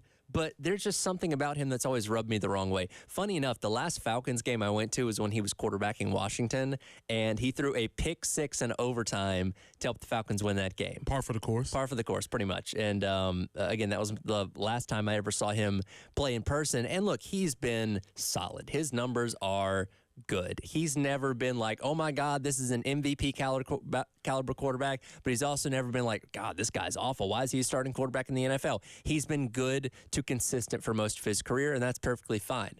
However, after the past 2 seasons where I've watched Marcus Mariota attempt to play quarterback, where I watched the revolving door of Desmond Ridder and Taylor Heineke do whatever they did this past season, which wasn't a whole lot, and didn't help that, Arthur Smith was not using his weapons the way he should have, especially down in the red zone. I'm going to welcome Kirk with open arms. And I think the idea of you saying that is what's been fascinating about Kirk Cousins for his whole career. Right. Because nobody loves Kirk Cousins, Sure. but his teams go to the playoffs. They won a playoff game last year. He puts up, do we call them empty calories as far as numbers are concerned? To a degree, yeah. He's somebody that when the Vikings lose a game, will throw for 360 yards. It's like, okay, that's good, but it didn't equate to the win necessarily. And I think what Kurt really suffers from is that whenever the Vikings play on national TV, he doesn't have a great game. Well, that's the thing is you have 1 p.m. Kirk Cousins, then you have primetime That's Kirk Cousins. exactly that's a great way to put it. When he's in the confines of US Bank Stadium at 1 o'clock, taking on the Bears on a Sunday, lights out. And, you'll just see it Yeah. go across the ticker. You're like, Kirk Cousins threw for 350. And that's what? the thing is, like, you're not watching that game. You're more interested in whatever your local team is or another more national game. That's like, exactly it's it. the games that you don't watch. But like Monday Night Football, he's taking on the Packers. Sunday Night Football, maybe he's playing the Eagles. Like, that's when he struggles a lot for whatever reason. Maybe it's a mental thing. I don't really know. But when he gets put in, the situations where the lights are brightest, unfortunately, that's when he struggles. Now, do you think he's had not a rehab, but for me personally, I've undergone a personal transformation in my attitude towards Kirk Cousins because it goes. Jen, can we play that sound one more time because it's phenomenal.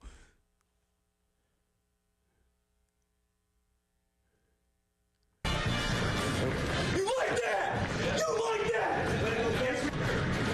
You like that? You like that? If you're bored today, if you get off work early today, you can go on YouTube. There's a compilation of Kirk just saying, "You like that? You like that?" Over several iterations of his career. That was at the time one of the bigger sports memes out there, and it still pops up it still from has time to some legs. time. I think it's died off a little bit, but we still bring it up from time to time, and it's one of the first things you think of when you think Right, of Kirk and Cousins. that was our first introduction to Kirk Cousins. It's It like, okay, was. who is this guy? Right. And then there was a little bit of a controversy with him and RG3 and Sure. all of those kinds of conversations there. He's kind of a dork. But he's embracing that, And now. he's embracing, and that's what's been my change in it. I've seen him. He talks about how he goes and he dresses at Kohl's. He gets his outfit from Kohl's. Surprisingly, he's jacked. I don't know if you remember seeing him on the I plane. remember that with the gold chain. Gold chains. He Yeah. had Kurt Thuggins, and he was just leaning into the role like he's such a dork. But here's the deal: his team seems to love him. Yeah, and His teammates seem to love him, and he seems to be very adept at being a leader of a team. Yeah, and that's great. That's good qualities to have. And again, when you're and I'll go back in time a little bit further here. Matt Ryan was very underappreciated in Atlanta. People did not give Matt Ryan his due when he was playing for the Falcons. And yes, the last year or so of his career there was not great. He did win the MVP that Super Bowl year. He's not the reason that they lost that Super Bowl. He played at the highest level for that entire season and was consistently one of the better quarterbacks in the NFL during his career. I don't know if he's going to be good enough to get in the Hall of Fame because he doesn't have, the Super Bowl trophy necessarily, but was a great quarterback. In my opinion, the greatest Falcon player of all time, and people will argue with that, but that's your own opinion. That's mine. Kirk Cousins is very much a similar type of quarterback to Matt Ryan. Do I think Matt Ryan's better? Yes. But Kirk Cousins can bring in a similar level of production and consistency to an organization that in the past 2 years has been floundering from a quarterback perspective. Absolutely true. But the question is, when people see the name Kirk Cousins, and you could just go on the internet, it's like an existential question. Is Kirk Cousins good? And you will find equal answers on both sides of that equation. Let me ask you this question. Is he better than Justin Fields? 100% yes. Because it seemed as though the Falcons were going to get Justin Fields for a while. That started to cool off a lot, and now the Kirk Cousins thing has picked up. And I would say from the reaction that I've seen, because, yes, Fields is a local guy. He's from Marietta, went to Harrison High School, obviously started his career at Georgia before going to Ohio State. There's a lot of people that were excited about that from the local perspective, somebody that might be able to invigorate a little bit of that hometown juice back into the Falcons, but people weren't sure about how good he is because he hasn't been able to prove it in Chicago. Kirk Cousins, while he may not be the flashiest name and the one that's going to get a lot of people excited, he does have that consistency. Tyler, I want to bring this back on the other side because you just opened up a question in my mind. Okay. That I wonder what we are actually evaluating when we talk about quarterbacks and what are we talking about for specific teams. We're going to come back on the other side. We're going to stay with quarterbacks. It's Preston Thorne, Tyler Head, Jen Jensen, the early game.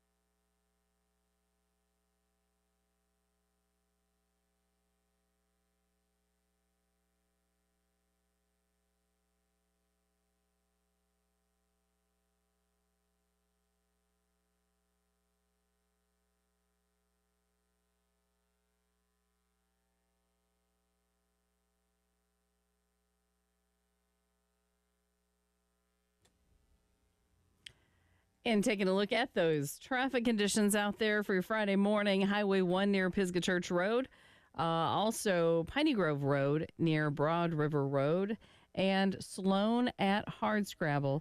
An accident there. 69 will be the high today. Significant chances for rain tomorrow, 72 for the high, and 66 for tomorrow, 66 for Sunday as we spring forward under mostly sunny skies, but it's 54 right now on the early game.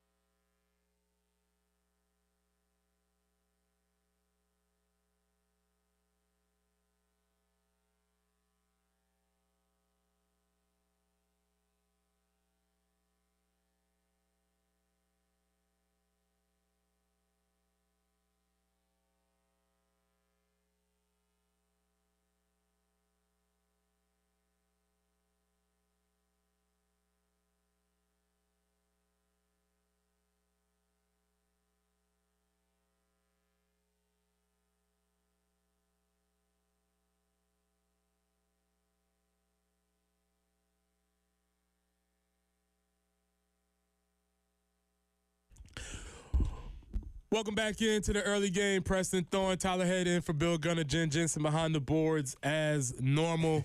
Been having a lot of discussion this morning. This discussion's going everywhere as it usually goes. Really quickly, we're going to give away some tickets. The tickets for Sunday are gone for whoever won those. Appreciate that. We still have plenty to give away, though. So we have 5 pairs for Saturday for the baseball game at 4 p.m. And then we have 1 pair for Friday night. So call in if you want to get some tickets.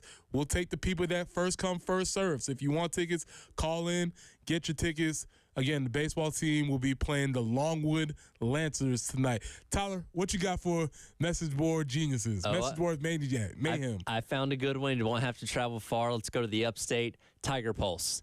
Never disappoints. Hearster, I believe that's how you pronounce this, titles his post Admission of Failure. Uh-oh.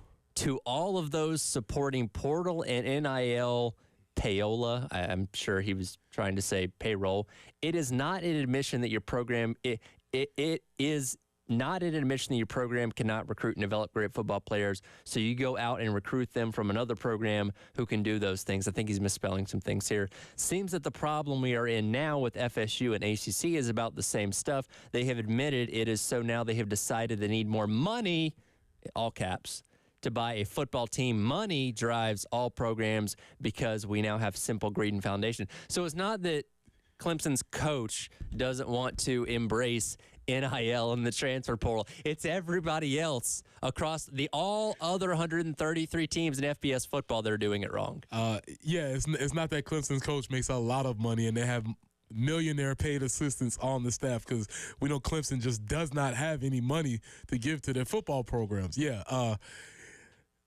Very interesting. I have another one here. This one is from I don't have the name of it, but what a message board for LSU Tiger fans. TN Tyga asks advice on how to stay passionate about disdain for Bama. He says it might just be the offseason, but with Saban leaving, the leadership struggles, Cam Newton life, it's very small print, Cam Newton light at quarterback. Oh, I see. He's talking about Jalen Milroe. And an inexperienced panic hire coach. Saban's third option apparently said no thanks. We will give Bama the same. Seeing Bama struggle, inevitably fall, doesn't feel as good as I thought it would. It's a similar feeling to getting excited for Christmas after you found out Santa Claus may not be giving you all your presents. Looking for advice from fellow SEC fans suffering from the same symptoms of Bama indifference. Did Bama start playing games yet? Are they? Has Kalen DeBoer already lost a game at Alabama? Am I missing something? He's just picturing a world where there's nobody to aim your disdain at, and he just doesn't want to. What else unites us more than we all dislike Bama? And so he's saying, like, how do I keep this up? Because I've been tricking myself this whole time. How do I keep this ruse going with myself? That is a good point. In fact, I did a spot for Fox Sports Knoxville the other day previewing the Tennessee game, and they asked me, how I thought about South Carolina's football season coming up, and I mentioned that the tough schedule they have, and obviously going on the road to Alabama, and I did say, it's different playing without Nick Saban there. I don't know what that means at this point in time, but it's not, at least sitting here in March, as daunting as it seemed when the schedule came out. See? So he was on to something. I guess so. So he was on to something. My apologies. But they were on to something. Let me not gender that. Tennessee Tiger. Okay. All right. Shout out to you, Tennessee. Well, look, man. We've been having this conversation. We've been talking about our guy, Kurt Thuggins. Yes. And, Jay, can we get that sounder one time real quick, please? Because it's just masterful. We'll get in a second. Jen is giving away. We got so many tickets. We're giving away all these tickets. She's on the phone. We've been talking about Kirk Cousins. And my question is this. Tyler, you have grown up as a Falcons fan. I have. You just made a bold proclamation, which I'd never thought of, but I actually agree with. Matt Ryan being the best Falcon to exist. Yep. Obviously, I would guess the next question would be Vic, but obviously Vic had his career cut people short. bring up, and he didn't have his career cut short. He cut his career short. He played to his full potential, and the full length of time he could have been a Falcon, he probably would have occupied that spot, and they obviously would have never drafted Matt Ryan. But that did not happen. That did not happen. Very, very clearly. But my question is, if you're the Falcons and you got this guy Kirk Cousins out there, where do you see them in their trajectory towards advancement? Are they the team that just needs a final piece as a quarterback? Are they ready to make the next step? And why do you go after somebody like Kirk Cousins? I definitely think that the quarterback spot's been the missing piece these past couple of years. And look at the NFC South. It's not been great. The Buccaneers won it as a sub-500 team 2 seasons ago. They barely got over 500 this past season and won it again.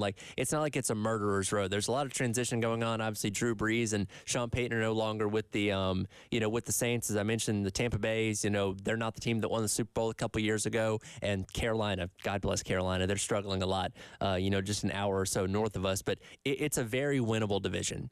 And for the Falcons, who, when you look on offense, they have Drake London, a very good wide receiver. They have Kyle Pitts, a very good tight end. 2 guys that weren't getting utilized very well. Bijan Robinson, a very exciting running back, in addition to Tyler Algier, who's doing a fine job even before, Bijan Robinson got to the team. And that was the knock on Arthur Smith, that he just wasn't utilizing those guys to their full potential. But they also didn't have quarterbacks that could maximize the offense either. Because, again, Desmond Ridder, Taylor Heineke, come on. What are these guys really going to do for you? And there's a reason that they both started games this past season, because neither one of them was all that great. Kirk Cousins, love him or hate him, is a guy that is consistent enough and good enough. Again, he's not being talked about as an MVP caliber quarterback year in, year out, but he's also not being talked about as somebody that should get benched for bad play. He is a good quarterback, a consistent quarterback, and a solid quarterback, and I think he's exactly what that team needs. So the excitement level for in Atlanta would be pretty palpable for that? I would say it'd be a medium to high.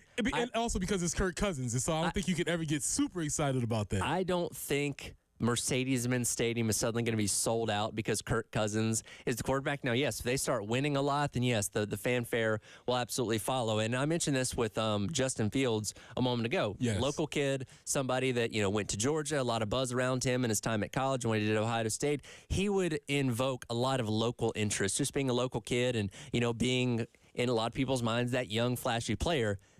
We don't know how good he is because he's not played on great Chicago Bear teams up to this point, and he has had his struggles at times, bad throws, bad decision makings, that kind of thing, where I feel like Kirk Cousins is just a safer option.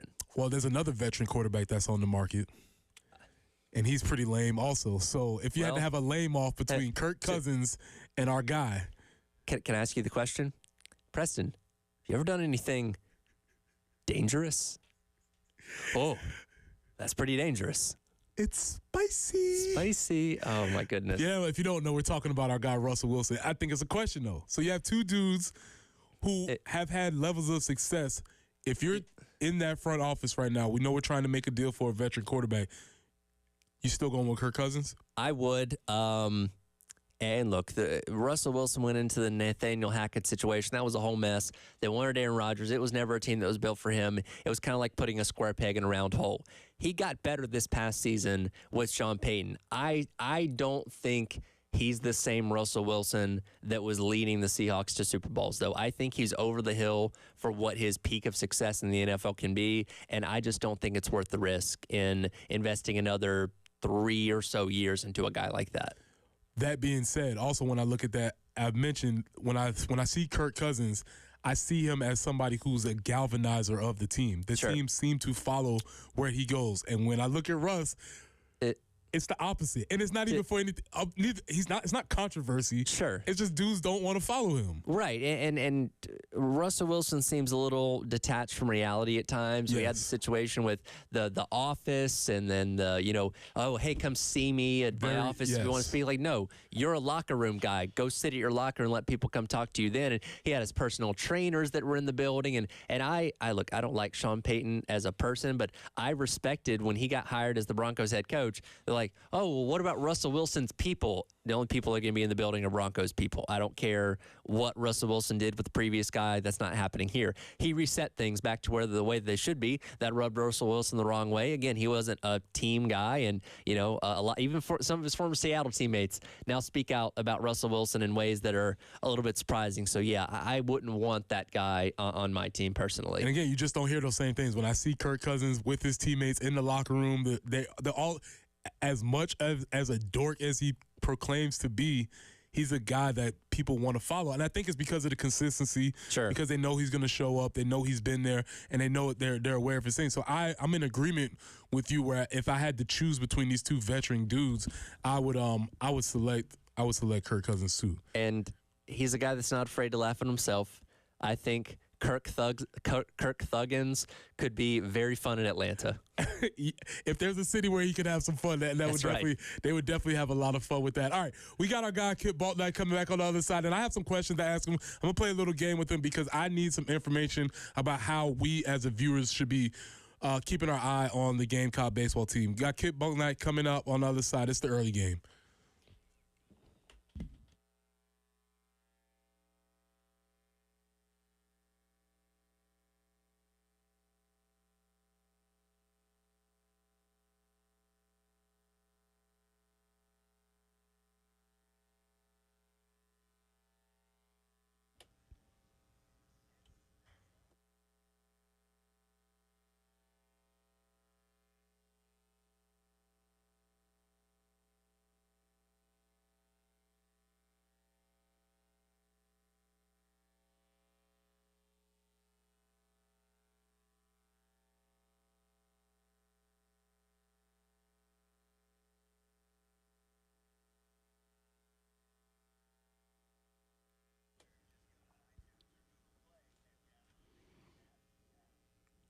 Hey, it's Jen for CHW Cabinetry in Lexington. That demolition we had to do in the kitchen, it's, it was quite a task, but I will say CHW Cabinetry in Lexington made it easier when it came time to figuring out what cabinetry we wanted to install. They were great, helped us with laying out the design, choosing the accessories. They gave us that photorealistic rendering that helped us with pulling together all of the other elements that we needed to really get the kitchen completed.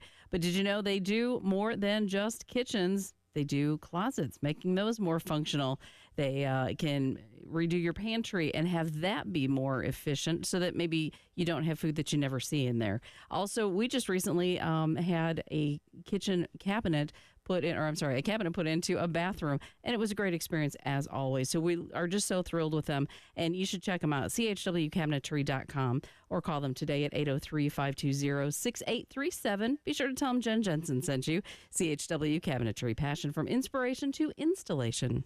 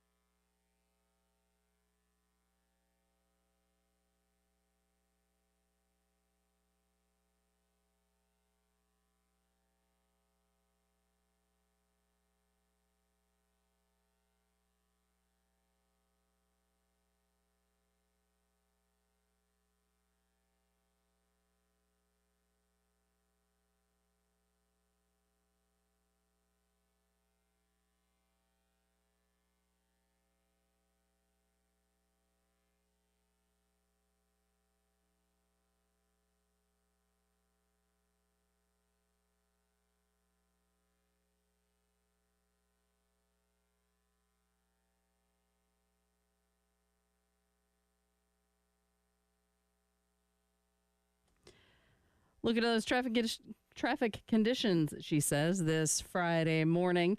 Sloan Road and Hardscrabble Road, an accident. Also Piney Grove near Broad River. I-20 eastbound at Highway 378. We're showing an accident there, as well as Augusta Highway at near Pisgah Church Road. So just be careful in those areas, please. And we're looking for a high of 69 today. Fair amount of rain expected tomorrow, or at least chances of rain, I should say, are definitely throughout the day. So we'll keep our fingers crossed for the baseball game. High tomorrow of 72. And then we spring forward for Sunday and have mostly sunny skies and 66. But the sun is peeking out right now. We like that. It's 57 on the early game.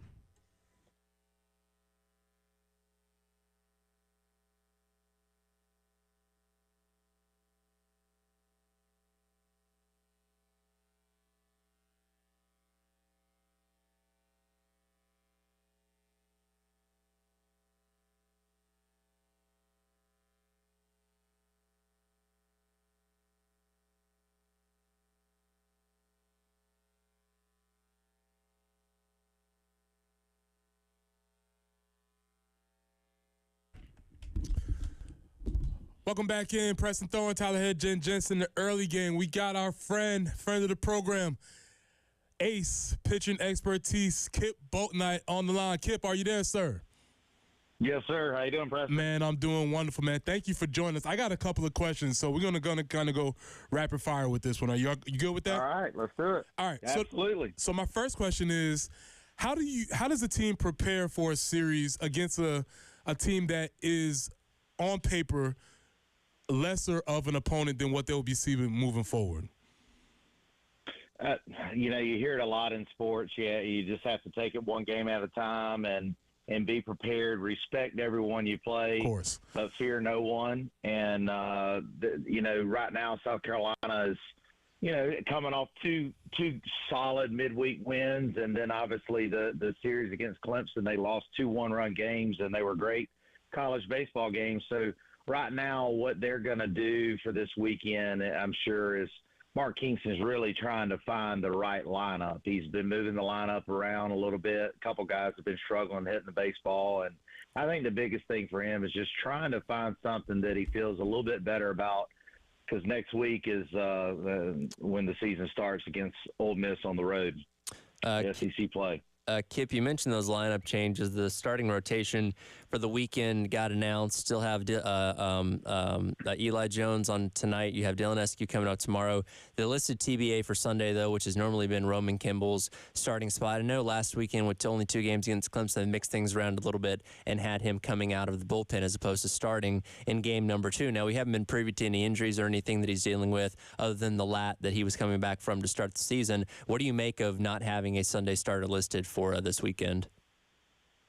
Well, I think it's a case now where he's just trying to really figure out where he wants to go with Roman Kimball. Does he feel like he can be a guy that can pitch, 6 or 7 innings on a Sunday, or does he want to have him available? He's got such a great arm. Having him available in the 8th or 9th inning in the SEC, I personally feel like is a lot more important. I feel like we can find somebody to fill in that Sunday starter role in the mix that's there. So I personally think he's just really trying to figure out which way he wants to go. And having said that, Roman Kimball could be a guy that comes in the 8th or 9th, inning on a night like tonight, if it's a tight game, if it needs to be. But I'm not aware of any injuries or anything like that. So, I mean, that's just kind of my thoughts, is he's really trying to just figure out what role he wants to place Kimball in. All right, so we're going to play a quick game real quick. You ready, Kip? Yes, sir. All right, it's red light, yellow light, green light. Looking at the season, as you've watched it, and the reason why I like to play this game is because I love talking to people who understand the team and the dynamics in the season more so than I do. So what's something that might give me a red light that I might stop and we need to get fixed, something that's a yellow where we're cautioning about, and something that as a fan I got the green light on?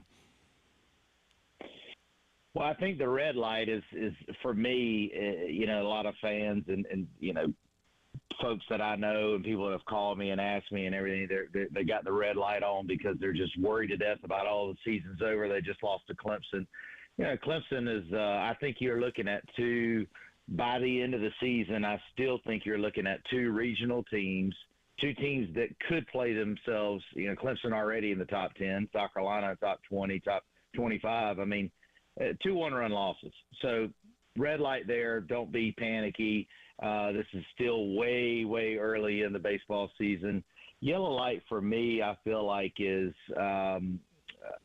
more on the hitting right now. I think the hitting, we thought, last year, we hit so great. This year we're going to do the same. We're going to hit for a lot of power.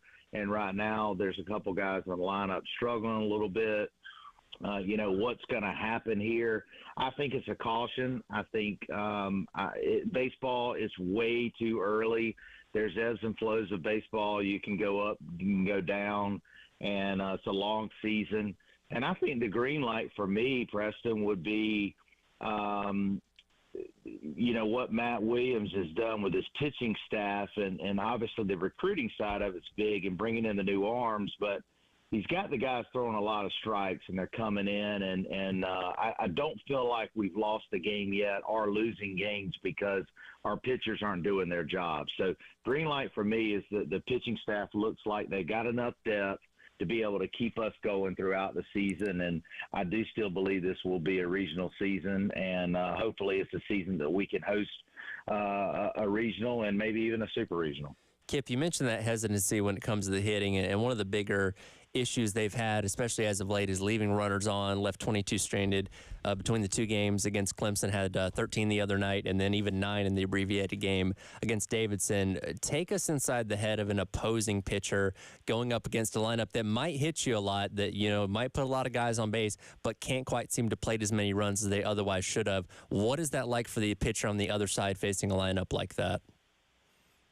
Well, I think it's the law of average, really, for me. I mean, I think it's just a matter of time before South Carolina starts breaking out and getting those. A lot of people say, what are they not doing? What are they not coaching them up to do? What are they not practicing? That's a really difficult thing to replicate in practice of, okay, there's runners on second and third, there's 2 outs, and you're up to bat, and you can't practice facing 95 or 96 and in practice to be able to execute in those situations. So I don't think there's really anything. To me, it comes down to the players making plays. Coaches can only do so much. They're putting guys in position to have success, and Mark Kingston and the rest of the staff, that's their job, to try to go out and find that right mixture, right? I mean, that's what they're doing. And but I think that if I'm an opposing pitcher there, that's not really even a stat that would even ever come to my mind. I mean, I wouldn't care to know it and wouldn't care to see it. And, that's not going to change how I pitch against the guy. So, Kip, when you said the green light, you talked about pitching, and you said something that sounds so simple, but obviously it's not easy. Throwing strikes is one of the things you've advocated for this. But as a casual, I'm like, of course, throw strikes. But why is that so important for pitchers to be throwing strikes? Well, I mean, you got to remember the law of averages are with you. You got 7 guys playing behind you. A good hitter in college baseball is hitting 300, 350, and they're going to be failing almost 7 out of 10 times. And sometimes it's tough to realize that. But as a pitcher, when you're facing, you look at it and you go, okay, how do you face a guy like Ethan Petry? Ethan Petry's obviously an All-American. He's on the list for potential of winning the Golden Spikes. I mean, he's probably going to be a first top 10 pick at one point in his life. I mean, he's incredible, but you've got to trust your stuff and throw strikes and try to execute pitches. And it is easier said than done. You are right, Preston, but you got to get in pitchers' counts. You can't pitch passive. And, I can assure you the guys on the staff at South Carolina, they've got plenty good enough stuff to be able to trust their stuff and throw strikes. All right, Kip, appreciate you calling in, man. Thank you. Again, I will have some more simple questions, but I need difficult answers to them, man. Thank you for your expertise, and we'll be calling back for you, man. I appreciate you. Sounds good. Thank you, Preston. Y'all have a great day. All right, we'll go take a break and we'll come back in to wrap up the show. I have to correct something from Message Board Mayhem. I believe I showed my age. We'll hit that coming back to wrap up the Ooh. show.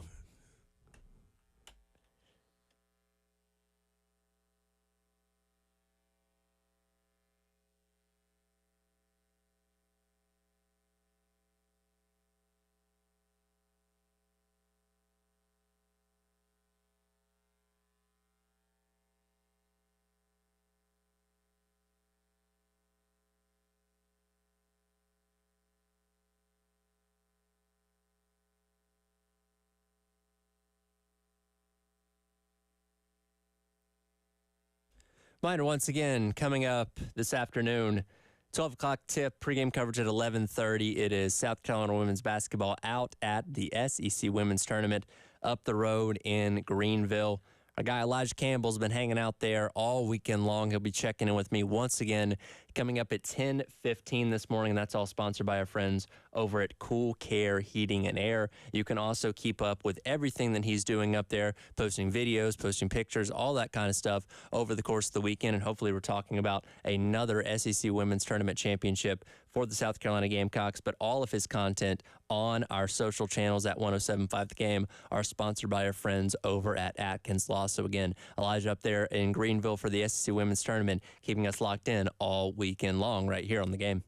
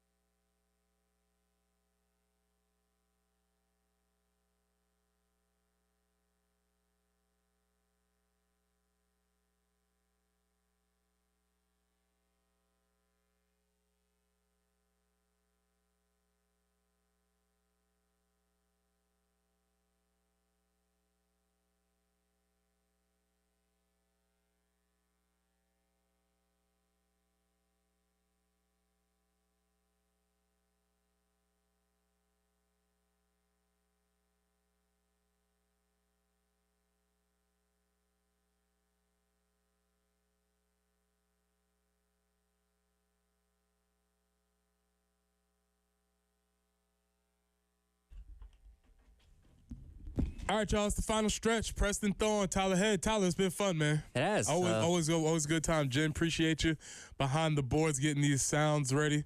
I might just call for a couple more just to go on the way out because Just for the heck of it, right? Because I love them. But Tyler, you had an admission. I do. We did message board mayhem a little bit earlier, and I was reading the line from Tennessee Tyga from one of the LSU message boards, and I came across a word that I thought was a misspelling. I've been corrected on the text line, 803-404-6100. Appreciate all of our listeners on the Firehouse Subs text line. Robert and Nameless Texter both pointed out to me, payola is actually a legitimate word. Oh, yeah, yes. I was not familiar with. Correct. It's in reference to bribery. I thought he was trying to say pay off and just misspelled it, so I stand corrected. Yeah, there was the good old days of payola as we sit here on the radio. Yes, that was the word, that was the concept, that is a theory. Obviously, the idea of, you think about the seamless ways of old record men trying to drop a bag of money off somewhere so you can play their record over and over again. But the thing is, the idea of payola, we just accept it. That's just a thing now. Sure. And Robert asked, the host must be awful young if he doesn't know what payola means. I'm 27, if that helps. Yeah, Robert. But do you know who Logan Paul is? Do you know? Have you ever watched It's Every Day, Bro? That's my question. If you don't know, Mike Tyson, yes, he is fighting Logan Paul in July. Jake Paul. I get him confused because I'm showing my age. He's fighting one of the Paul brothers in July, and Mike is 57. I'm just going to say this. He looks good on a bag. Sure. In a short period, in a 10-second clip. I don't know what that's going to look like in a fight. Well, here's my question. How much does he know about Jake Paul? Do you think he watches his YouTube videos? Do you think Mike Tyson knows what YouTube is? Yeah, Mike is on YouTube, unfortunately, or fortunately, however you want to slice that up. But they did have a conversation. It's one of those things where they kind of talk to each other. It was very awkward, very weird. But I will say that Mike, and this is the other thing, I put the word fight in quotations because it's going to be more of an exhibition match. And that's the thing. I go back to the Floyd Mayweather, Conor McGregor thing a couple years ago that people were so hyped for that. And it just ended up, they just kind of, shuffled around for however many rounds that thing was. And it is not the full-fledged fight that you were expecting to typically tune into, especially when you involve either celebrities or some of these fighters that have obviously are years past what their prime once was. But see, Tyler, this is why you got to be careful because Apollo Creed thought it was an exhibition fight in Rocky IV too. Throw in the towel. See? And so you can't go into these things thinking that it's just an exhibition. So I don't know what's going on here. We're gonna see. It's very interesting to say the least. I'm glad you brought that up. I believe his name is Dolph Lundgren, the guy that played Dragunov or Drago in that movie. Anytime I see Dolph Lundgren in anything, I don't care what it is, like, you killed Apollo Creed. You did it. You did it. Break you. So I don't know if that's gonna be. I don't know if that's gonna be Jake Paul's role or who's gonna be who or what. But if there was a fight, I would see that's gonna be. I could totally see Tyson coming out in the American flag trunks with Uncle Sam's hat to Living in America. Couldn't you? Oh man, how far the mighty have fallen. Once a intimidating man, now we know him for The Hangover. But also real quick, let's say that this is proposed as like it's a fight, but it's like, all right, we're doing this for the pomp and circumstance. You don't have to go 100%. What if Tyson comes out in the black trunks? What if Tyson isn't messing around? What if Tyson wants to prove to the world that he hasn't lost his touch? What if he goes out there with the intent to hurt Mr. Paul? What? That's a possibility. But also, I would say, what if Elijah, if just coming to the ring activates something in him that he didn't know was there, and he's just Maybe I don't know how to fake this. It's the muscle memory. Yeah. It's just like, oh, I'm between ropes. I got trunks on. I got gloves on. I'm going to kill that guy. I think it could be very interesting. Jay, can we get that sound one more time, please? Mike Tyson, our guy, just to send us off into the weekend. I believe it was number 5. Yep. I I was going to rip his heart out. I'm the best ever. I'm the most brutal and vicious and most ruthless champion there's ever been. There's no one can stop me. Lynx is a conqueror. No, I'm Alexander. He's no Alexander. I'm the best ever. There's never been anybody as ruthless. I'm Sonny Liston. I'm Jack Dempsey. There's no one like me. I'm from Nairclaw. There's no one that can match me. My style is impetuous. My defense is impregnable. And I'm just ferocious. I want your heart. I want to eat his children. Now, Jake Paul does not have children. However, he has millions of subscribers on YouTube. Who are children. Who are children. So maybe Taylor makes this like, I will eat your subscribers. I don't know. You got to kind of tailor it to the opponent. You got to make it more modernized. That's right. It's been a fun day. Absolutely. It's Friday, as I said, best day of the week. Enjoy your time. Enjoy your weekend. I think if you still want to call in, I think we might even still have a few tickets to give away to the Saturday contest. Yeah, for tomorrow's game. For tomorrow's game. So if you still want to call in, get some tickets for Saturday. Big Gamecock weekend. Women playing today, playing Texas A&M. Men playing the men playing Mississippi State tomorrow. Yep. Looking to break the record. So it's a big weekend. Enjoy it. We'll be back on the other side on Monday. Tyler, it's been great. Jen, I appreciate you. Yeah. This is Preston Thorpe for the early game. See y'all later.